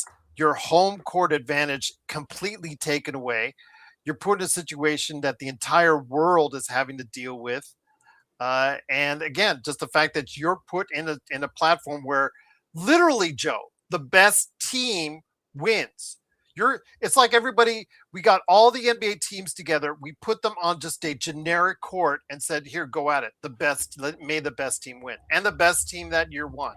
And I think under those circumstances, especially under what we were going through at that time, I cannot consider it a half. I have to consider. I don't give any credit towards anybody who doesn't call the championship a legitimate championship, because we have heard excuses about every championship, especially with LeBron James. According to a lot of these numbskulls, LeBron James has never won a legitimate championship. He played 66 games in 2012, and if it wasn't for Ray Allen in 2013, like as if we all forgot that this was a team game. If Draymond Green didn't get suspended in 2016, that's absolute nonsense. Everybody assumes, dude. They're even calling you had morons calling the Dodgers cheaters this last year. I'm like, cheaters? What the fuck are you talking about? Cheating where? And of course, they don't say anything. I think it's just a bunch of bots riling people up. So you have zero credibility on anything real. If you want to call a 2020 championship fake or half a ring, means nothing. They're championships. If you're gonna call that fake, yet you're not gonna demand that MLB take away the Houston Astros championship in 2017? That's fake. That's fake. Talk more about that before you guys start slapping your hams about trying to discredit LeBron James and the LA or Lakers. the NBA strike shortened season. Okay, so let's talk shop here. Let's see. So 1982, Washington Redskins won the championship. They only played 12 games in the regular season. Are you going to take their championship away? 1987, again, Redskins won the championship that year, strike year. Are you going to take away the championship that the Spurs won in 1999? They only played 50 games. 99. I'm sorry. I thought it was 1988. My bad. Yeah. When does it end? When does the bullshit end? Everybody played by the same rules. If somebody played in different rules, that's different. If somebody cheated like the pieces of shit in Houston, that's different. You don't see the difference? So you guys get caught up in the hoopla, the telephone warriors, the cell phone warriors, the guys that are sitting there slapping their hands while they're doing this. Oh, I'm going to comment.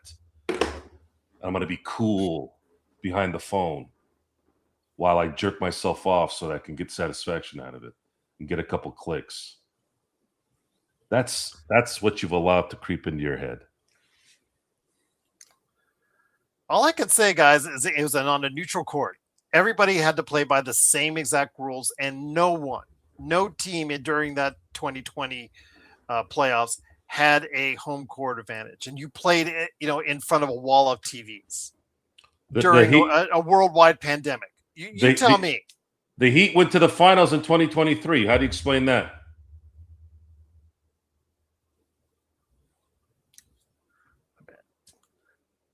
It's literally made the best team win.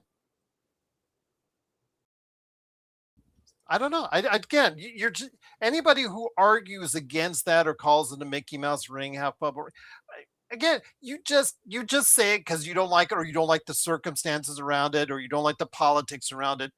But you never come to me and say, okay, this is logistically the reason why. Or you never outline specific detail reasons. It's always comes from a standpoint of, well, it's just a bubble ring. Well, it's just me. Well, they were inside the Orlando resort. Everything was fine in Disney.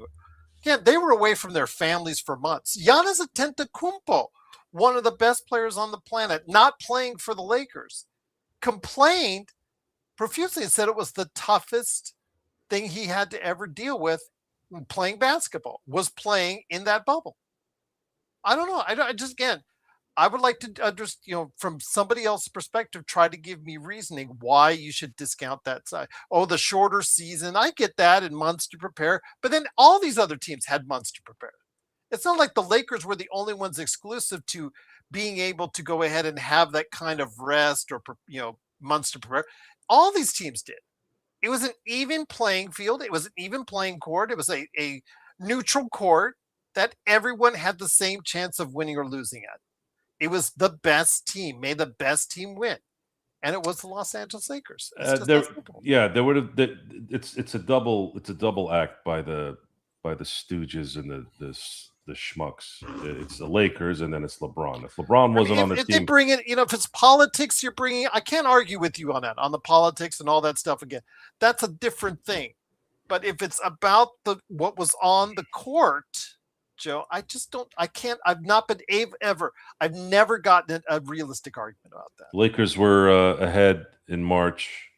They were absolutely turning it on in March, and they ended up winning. They were number one in March. So, and everybody had the same kind of off time that they did. Everybody played by the same rules. So, you want to discredit it? Fine, go ahead. But it doesn't. Your discrediting means nothing. I mean, and we know where it comes from. It's not. Yeah, we know where it's coming from. It's a combination how emotional, Joe, were you when AD hit that shot and shouted Kobe? Yeah, that was so great. Yeah, I mean, does that count any less because it was inside of an Orlando platform? Was it in? Why does that count less? Go see Jimmy Butler in that finals, and you tell me that guy wasn't killing himself to win. Yeah, did you see him bend over, Joe? Do you remember the pictures of him bent over? He played so hard that he was dead in Game 6. Yeah, he could not play any harder anymore.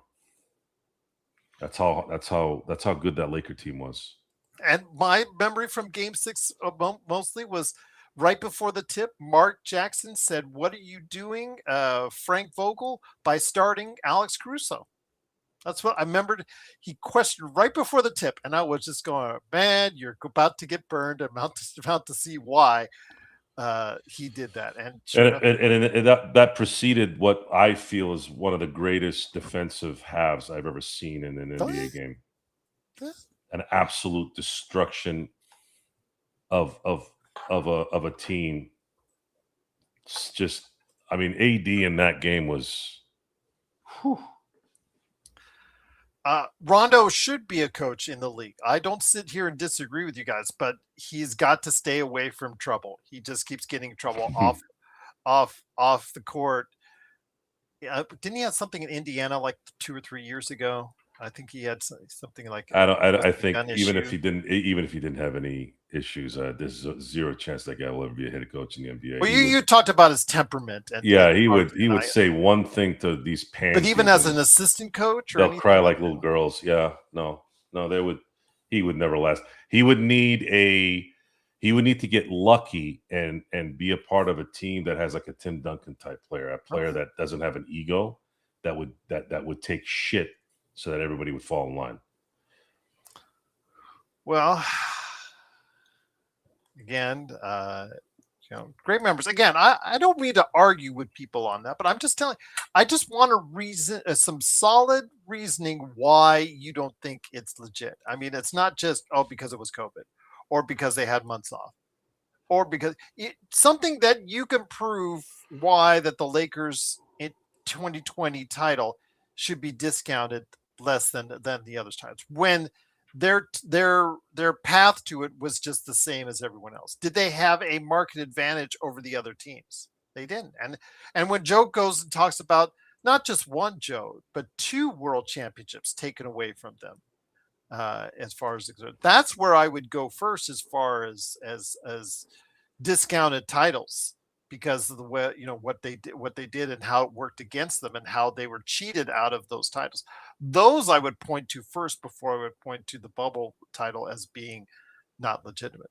Well, again, it comes back to being it's the Lakers and LeBron, whom has had every single championship that he's won discredited in some way. It's a loser's act. It's the inability to understand that he's a winner and you're a loser.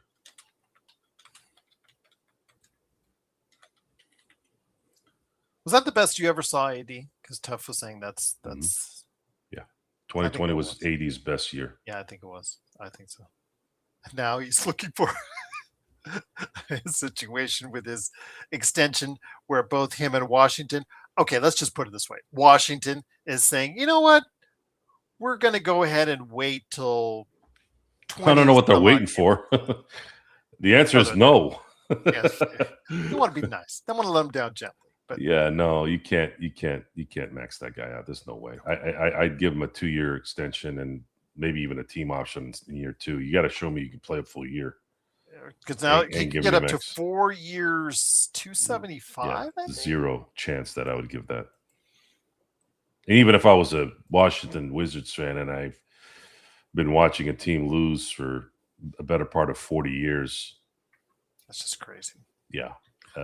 We love AD here, but we have to be realistic. Maybe the NBA should have talked about that a little bit more. You know how all the stupid idiot morons talk about parity and all that, right? They want a salary cap. That'll solve the problem. How come the Washington Wizards in a big market have sucked ass for as long as I've been alive? How about that? Why don't you figure that one out? The Knicks, 53 years later, they finally win one. What about that? How is it that San Antonio has 5 championships in the last, 30 years? San Antonio is smaller than my bedroom. But Jay, talking out your ass. What was asked before? Hold on, let me go back up again real quick. What did?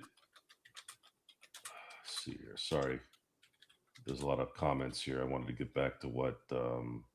I'll just say this again. What did Swung say? It was Swung said something. He asked a question. What do I want to? Let's see here. Let me see if I can find. You go ahead and talk. Well, I was just going to say, Jay's, their families. The families didn't come in until how do you know last part of the. How do you know someone is being real? That's the question he asked. It's an interesting question. It's different facets of the situation. You know, sports-wise, it could be regular life-wise, family-wise. How do I know someone is fake? Sometimes you don't know all right out of the gate. More often than not, I'll judge somebody based off of how they carry themselves physically. Are they eye contact guys? Are they rolling around talking to you like this? That's usually a pretty good sign that whoever does that is probably has a little bit of insecurities or don't have the ability to just, pay attention to what, you while you're talking. It's a lot of facets there. But ultimately, fake comes from, I guess,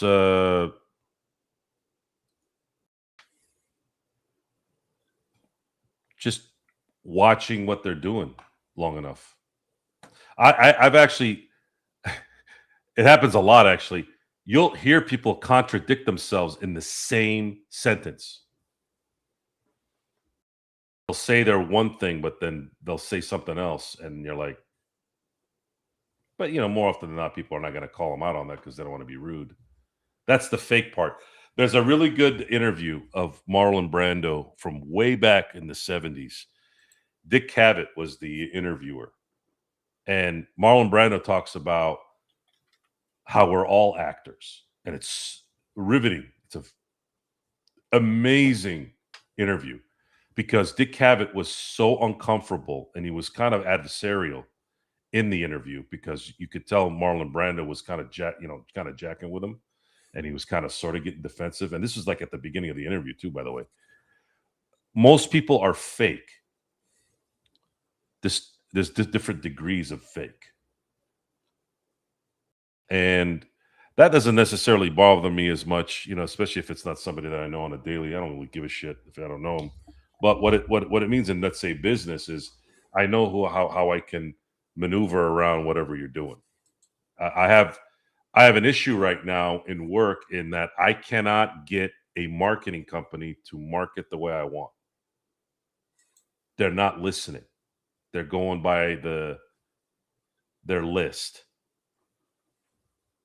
I keep telling them I do not want this. I can do this on my own and not pay you. I need this kind of clientele. Long story short, all the bullshit, all the lying there has come to a head. No one can do what I need to get done. So now I got to get more resources, which I am, so that I can actually bring someone in-house to market the way I need to. But I need enough resources so the time can be allocated to it. And the results have to be this. I don't wait. There's no waiting. I'm 48 years old. I don't have time to wait. So wait. I got this. This is what needs to happen. That goes with conversations. That goes with business. Wasting time is not something that's on my agenda ever. And more often than not, people waste your time because usually they're fake. They're full of shit. They'll tell you things like, well, you're being pessimistic. Being pessimistic, huh? Okay. Why are we being pessimistic? About the Lakers? And then really there's no explanation. So let's look at the roster here, Gerald. Quentin Grimes, Jared Vanderbilt, Colin Sexton, Kevon Looney, Matisse Thybulle, Zaire Williams. And then you have a up-and-coming guy named Walker Kessler, who, by the way, only played 5 games. What exactly do you want us to be with a roster like that? Based off what we see. You want us to be optimistic so you can feel good? Why do I have to make you feel good? Why does Gerald have to make you feel good? You can believe whatever you want. If you give a legitimate reason why this team's going to be better with these guys, say it. Don't just say they're going to be better or we feel this. No, I want explanations. Explain it. Hey, you can come on the show and explain it if you can't write. How many times have we invited people on this show to talk smack? A lot. More often than not, people won't show up. Well, what makes sports fun is that's why they play the games, and the season hasn't even started yet. LOLs. That's the other thing that I usually go to. I don't like LOLs in discussions. It's like this buffer of pussiness in what you really want to say. Don't LOL.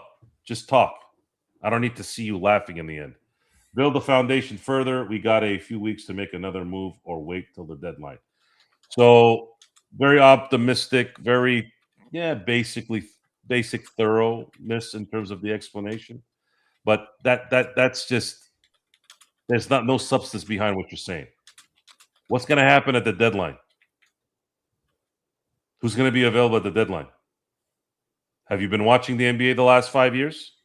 The deadline has turned into a shit show because of the idiots that decided to destroy the deadline excitement.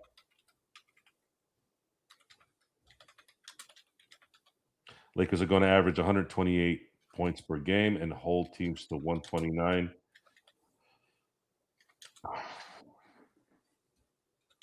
Maybe Walker Kessler can help us there, right? But will he only play 30 minutes a game like he has his entire career? Actually, he's only been playing about 28 minutes, Gerald. Who? Walker? Kessler. I'll look it up right now. Yeah. Hold on. So, guys, little detail for you so you can go to bed on this. Who is going to play if Walker Kessler is averaging 28 points a game? And the fact that these pussy-ass bitches, I don't know the way to put it, his last full season, he played right at 30. Only play, what, 60 games? Yeah, if you're lucky? 58 games when he averaged the season before last. What are you going to do with those 20 plus games when he's not playing? And what are you going to do the other 18 minutes? You going to put Mamu in there? Is Kevon Looney going to be the knight in shining armor? Explain those details. Don't say, well, we feel that by the deadline there may be some chances, and then maybe they will be able to do certain things that we think they can do. Like, that's politician talk. I need more detail. Why is Walker Kessler going to be important to this team? Well, he's going to be a defensive center who can rebound when he plays. Okay, how are you going to cover that when he sits or doesn't play? How are two guards who struggle to play defense in the same backcourt going to stop elite guard play throughout an 82-game season and not get tired and not crap out at the end and not play horribly in the playoffs? These are the questions you need to ask yourself based off the history of what we've seen. And you're right. He could have been sat down for the rest of the season as far as for tanking, but I'm just going to give you an idea. Okay, just based on what I typed in. It's usually on average about 19 to 20 weeks from when was it?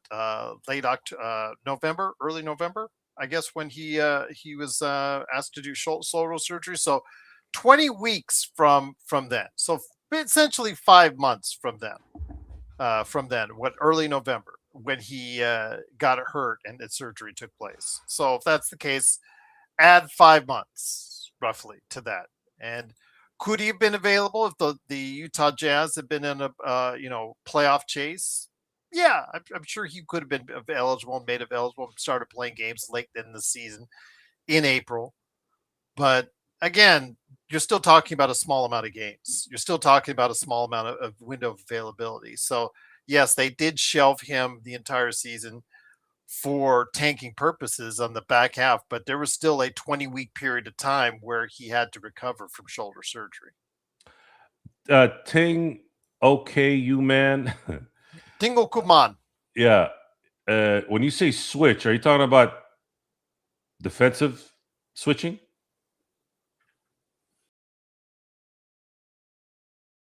Anyway, I think that's what he's talking about. La Jolla is saying, so Joe is saying we're a borderline playoff team. We can agree to disagree. Cool. See how easy that is. LOLs. Now, what? I need details on what you want to do. The details on what I need, what this team needs to do to get beyond what our current assessment are on what this team has done in terms of the players that have done, is the Lakers need Austin Reeves to be a better shooter and to use less energy to score. That's why the shooting is important. If he plays the way he has the last 3 or 4 years, where he's expending a lot of energy to get to the basket because his athleticism isn't going to carry him anywhere, it's going to tax him out by the end of the year, and the Lakers are going to have a problem again. On top of the fact that he doesn't play good defense, that adds even more stress to him. Luka is an offensive genius, but doesn't play defense like you would need him, especially considering Austin Reeves can't play defense either. Now, if one of the guards was able to play defense on a consistent basis, then that'd be a different story.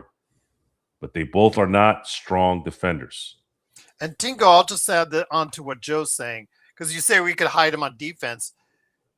In the playoffs, it's so much harder, and especially if you are committed to that switching defense. And Joe, we have seen JJ is committed to this switching defense almost to a fault. Well, actually to a fault, because we've seen it where there's not been the necessarily a need for these guys to switch, yet they're switching anyways. Right before they just when they cross half court, seemingly they just start switching, just sometimes just because they're so used to it. And we see it cost the Lakers. I mean, when we saw SGA rip apart Austin Reeves in Game 4 and Luke Kennard in Game 4 again the OKC series, it was SGA just finding the right screens to go through and get the switch that he wanted and to get the guy that he wanted to put on the island show.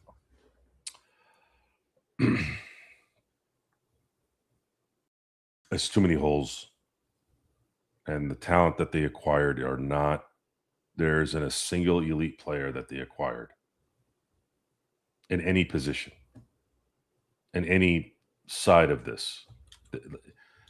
Walker Kessler's a good defender and a guy that can rebound and also score a little bit, but he's not great at either one of them. He's not a defensive player of the year type candidate.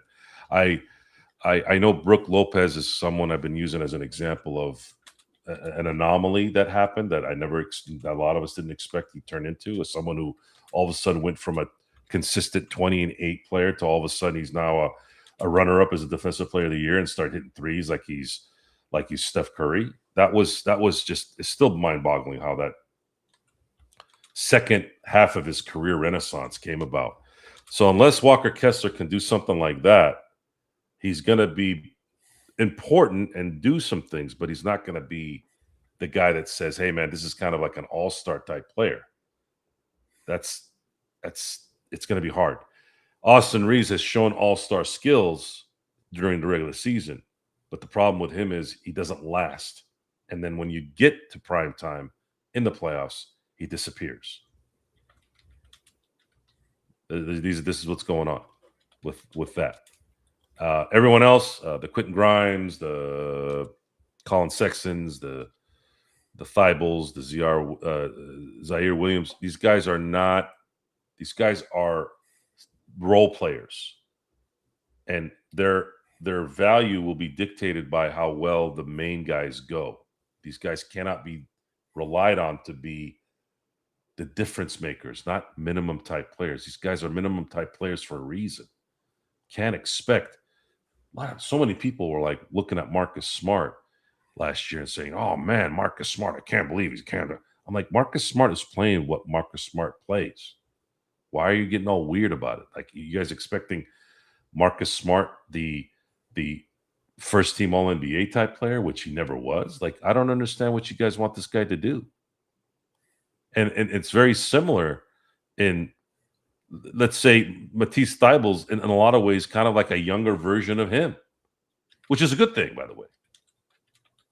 He's going to play good defense, but he can't shoot. So that means he's going to come in handy when he's in a lineup where maybe Luka's playing and maybe another guy that's shooting well that game where he doesn't have to worry about shooting. But that's what I've been saying, Tingo, is that the Lakers do not have an established NBA starter at either forward position.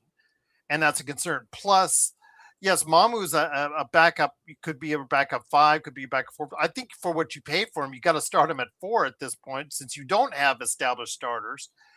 But then, as far as backup 5, he is going to have to play a lot of backup 5. But, at 6'9", there's certain limitations in the NBA when you play a 6'9" backup 5, when he is not a strong rim protector and has to do a lot of that dirty work that you're going to ask him to do. So again, if you'd have told me that your bench you have coming off your bench, Mamu, Grimes, and Sexton, that you got specifically for the bench, I would have said that's great. As a guys coming as your 6, 7, 8 guys, that's great coming off your bench. But who are your starters at forwards? And that's the problem. They don't have established starters at forwards to lean off of that are going to elevate this team to compete at the highest level. And that's the concerns I think that we share. everyone is going to have to play better than they ever have in their career, including Luka. Because if he plays better than he has ever in his career, that means he's probably going to win the MVP. And this team needs a Luka MVP year to have a shot. And Austin Reeves has to be a better player. And everyone else has to be a better player than they've ever been. If they do that, if they all do that, then there's a chance. It's just not likely, though. I would just say, if you want Kuminga, okay, fine. Sign him on a minimum or sign him on a small deal, small 1-year deal. Prove it to me. Prove it to me how good you really are, Kuminga. Because if Kuminga is as good as he thinks he is, then he needs to prove it. Because other than the Lakers, no other team, I think, really wants to sign him for a large amount of money. So sign him on a 1-year deal. Sign him on a prove it to me deal so he can prove it. Because again, he's already been dumped by 2 teams. We saw this last year with DeAndre Ayton. He had gotten dumped by 2 teams. And there was some concern there. But a lot of you guys saw the number 1 draft pick overall is going to be talented. He's going to be great. Luka's going to unlock him, et cetera, et cetera. With Kuminga, he's a bucket getter. No one is taking that away from him. But what else does he bring? Look at his playoffs against the New York Knicks. Watch the games and then also look at the stats. Outside of bucket getting, what else does he bring to the table? He didn't bring rebounds. He didn't bring assists. He didn't bring defensively as good because there's plays there. If you saw OG Anunoby, he blew by Kuminga like he was standing still. And that shouldn't happen for a guy that's so athletic as Kuminga is. And he doesn't stretch the floor. He's a 33% shooter from the outside. Again, I'll bring him in on a minimum.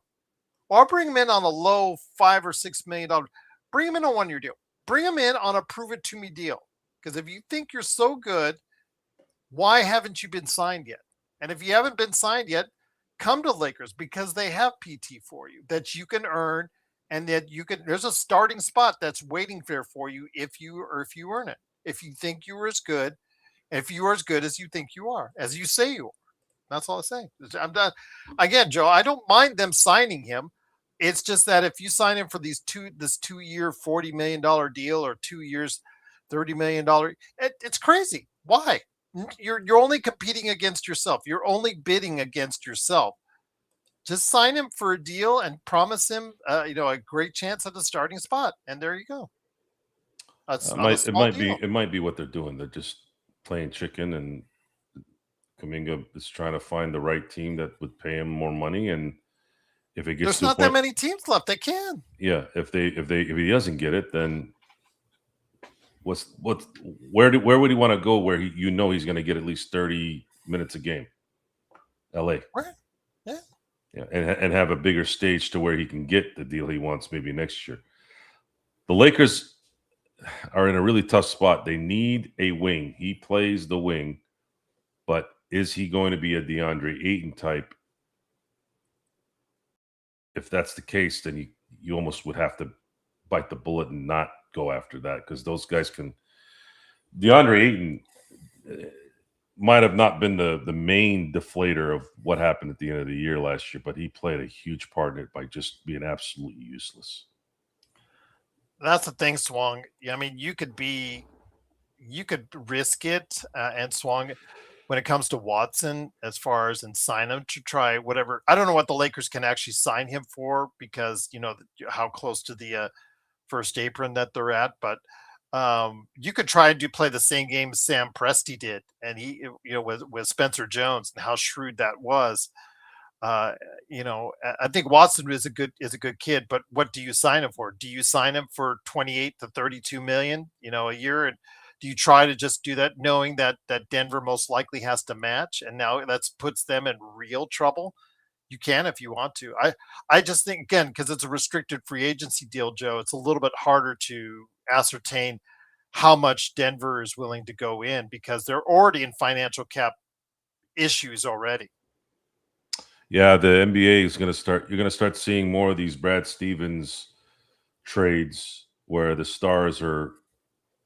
teams are going to have to unload on these bigger contracts, and I think Denver is going to be the one. I think Denver's got a lot of contracts, a lot of big contracts in there that they're going to have to get rid of. Jamal Murray, Aaron Gordon. Something is going to have to happen with those guys. They're gonna re-sign. Cam Johnson, I think, is gone. Yeah, they're likely going to. Jokic makes the decision there. He wants the supermax. They'll give him the supermax. But everyone else, in my view, is up in the air. If Denver has a way of lessening the pays and the apron issues with what they have beyond that. They go later this month, La Jolla. They go for 4 days later this month.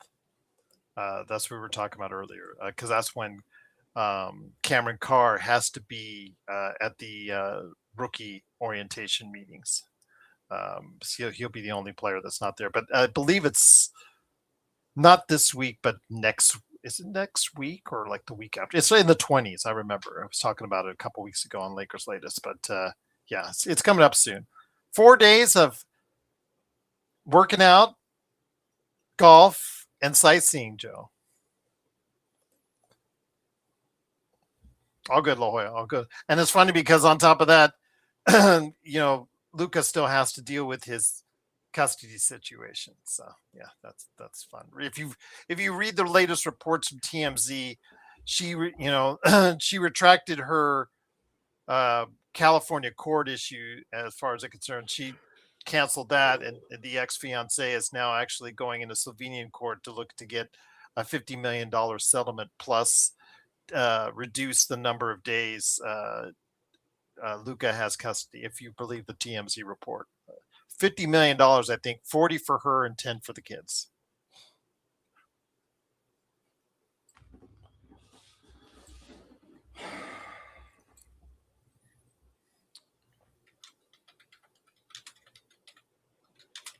Terrible.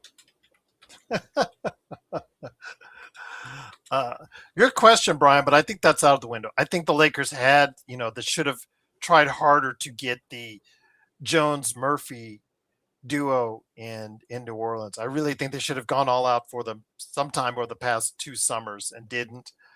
I don't know how much they inquired or if they inquired.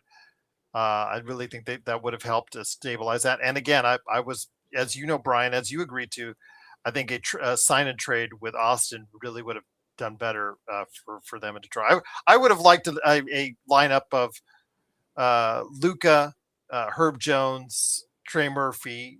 Use those draft choices that you used on Kessler on there to get those guys instead. Do that sign and trade with Austin to get a guy like Jalen Duren and also as well Ron Holland to commensurate to that price. And then as your center, I would have used my second rounders to try and get Kaluma Ware from Milwaukee. But that's just me. That's just me. But I don't know how much that would have fit under the salary cap. Because you got to remember the $20 million that you save because of Austin Reeves' cap hole. That's really what is driving all this as far as the transaction. So I don't know how much you could have done of that, but if that was economically feasible, that's what I would have rolled out as a starting lineup instead. But that's just me. Yeah. Again, thoughts on divorce, Joe?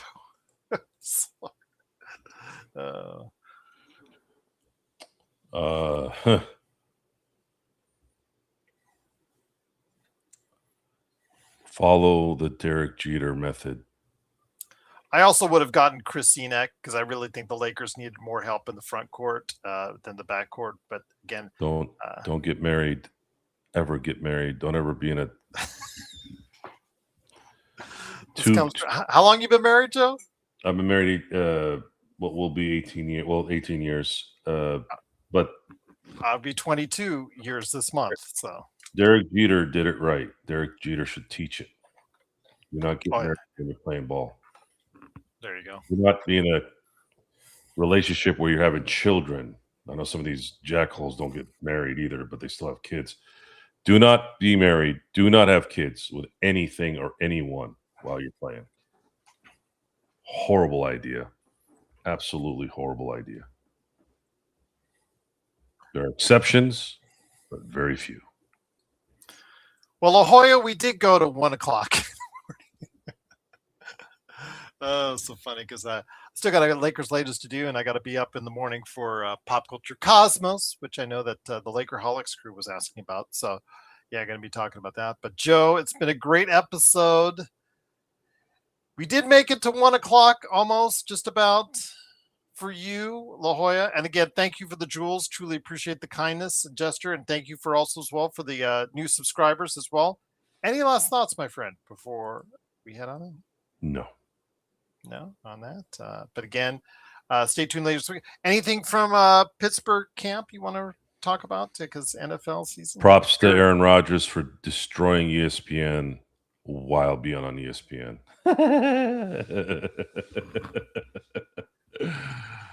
I like Aaron Rodgers. I always have. I'm glad you do. Yeah. But that guy is not fake. That guy is real. That guy is legit. If you say so, Joe, I'll let you take your word for it. But with that said, it is, of course, Joe Soro. Please go ahead and stop on by Joe Soro Experiment. He has a great long conversation where he talks to you guys about Scuba and the trade that may have catapulted the Dodgers again for another World Series. We'll have to wait and see. I know it's looked a little rough to start off with, but again, I just think it's just the middle part. It's a lull. Think of this as a lull for the Dodgers right now. So we'll wait and see. But Swang, thank you again for sticking out all the Maderos that you had. Maderos, excuse me, as far as I'm concerned. So yeah, absolutely. The beers that you consumed already, truly appreciate. La Jolla, thank you again for your kindness. Truly appreciate it. Everybody else, thank you again for stopping by, sticking by us. Yes. When did you stop liking ESPN, Joe? Swung is asking. It's been about probably 10, 15 years now. Mainly the last 10. No worries, tough. No worries indeed. Sorry we put you to sleep.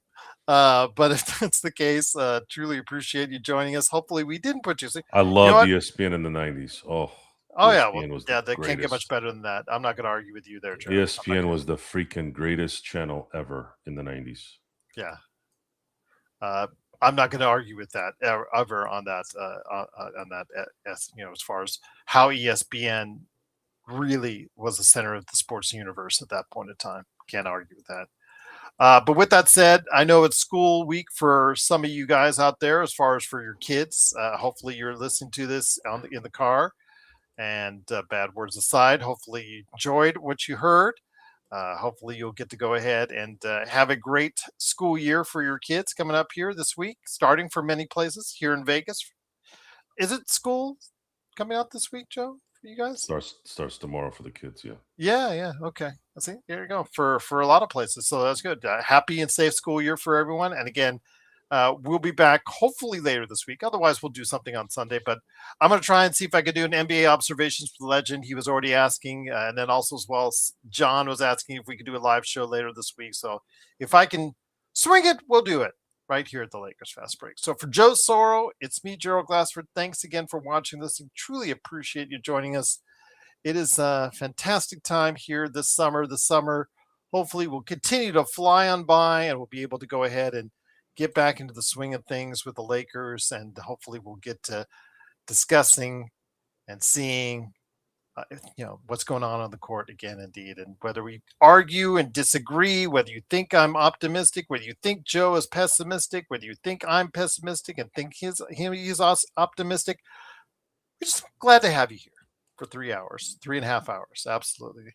Too early for school. They're doing it, Jays. They're doing it. I mean, what can I say? They're changing it up starting tomorrow, indeed, or starting later today, indeed. So for Joe Soro, it is me, Gerald Glassford. Thanks again for watching, listening. We'll be back hopefully very soon on this channel, providing you NBA observations and, of course, Lakers talk and insight that no one else can bring. As always, it's part of a great Lakers weekend that's now closed right here at the Lakers Fast Break podcast. Love that pop culture, my friend. Love that pop culture.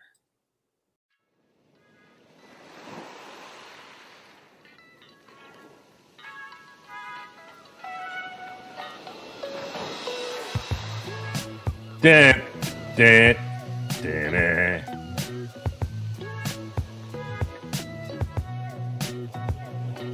All nighter. Nah, man. Gotta get sleep. What's that?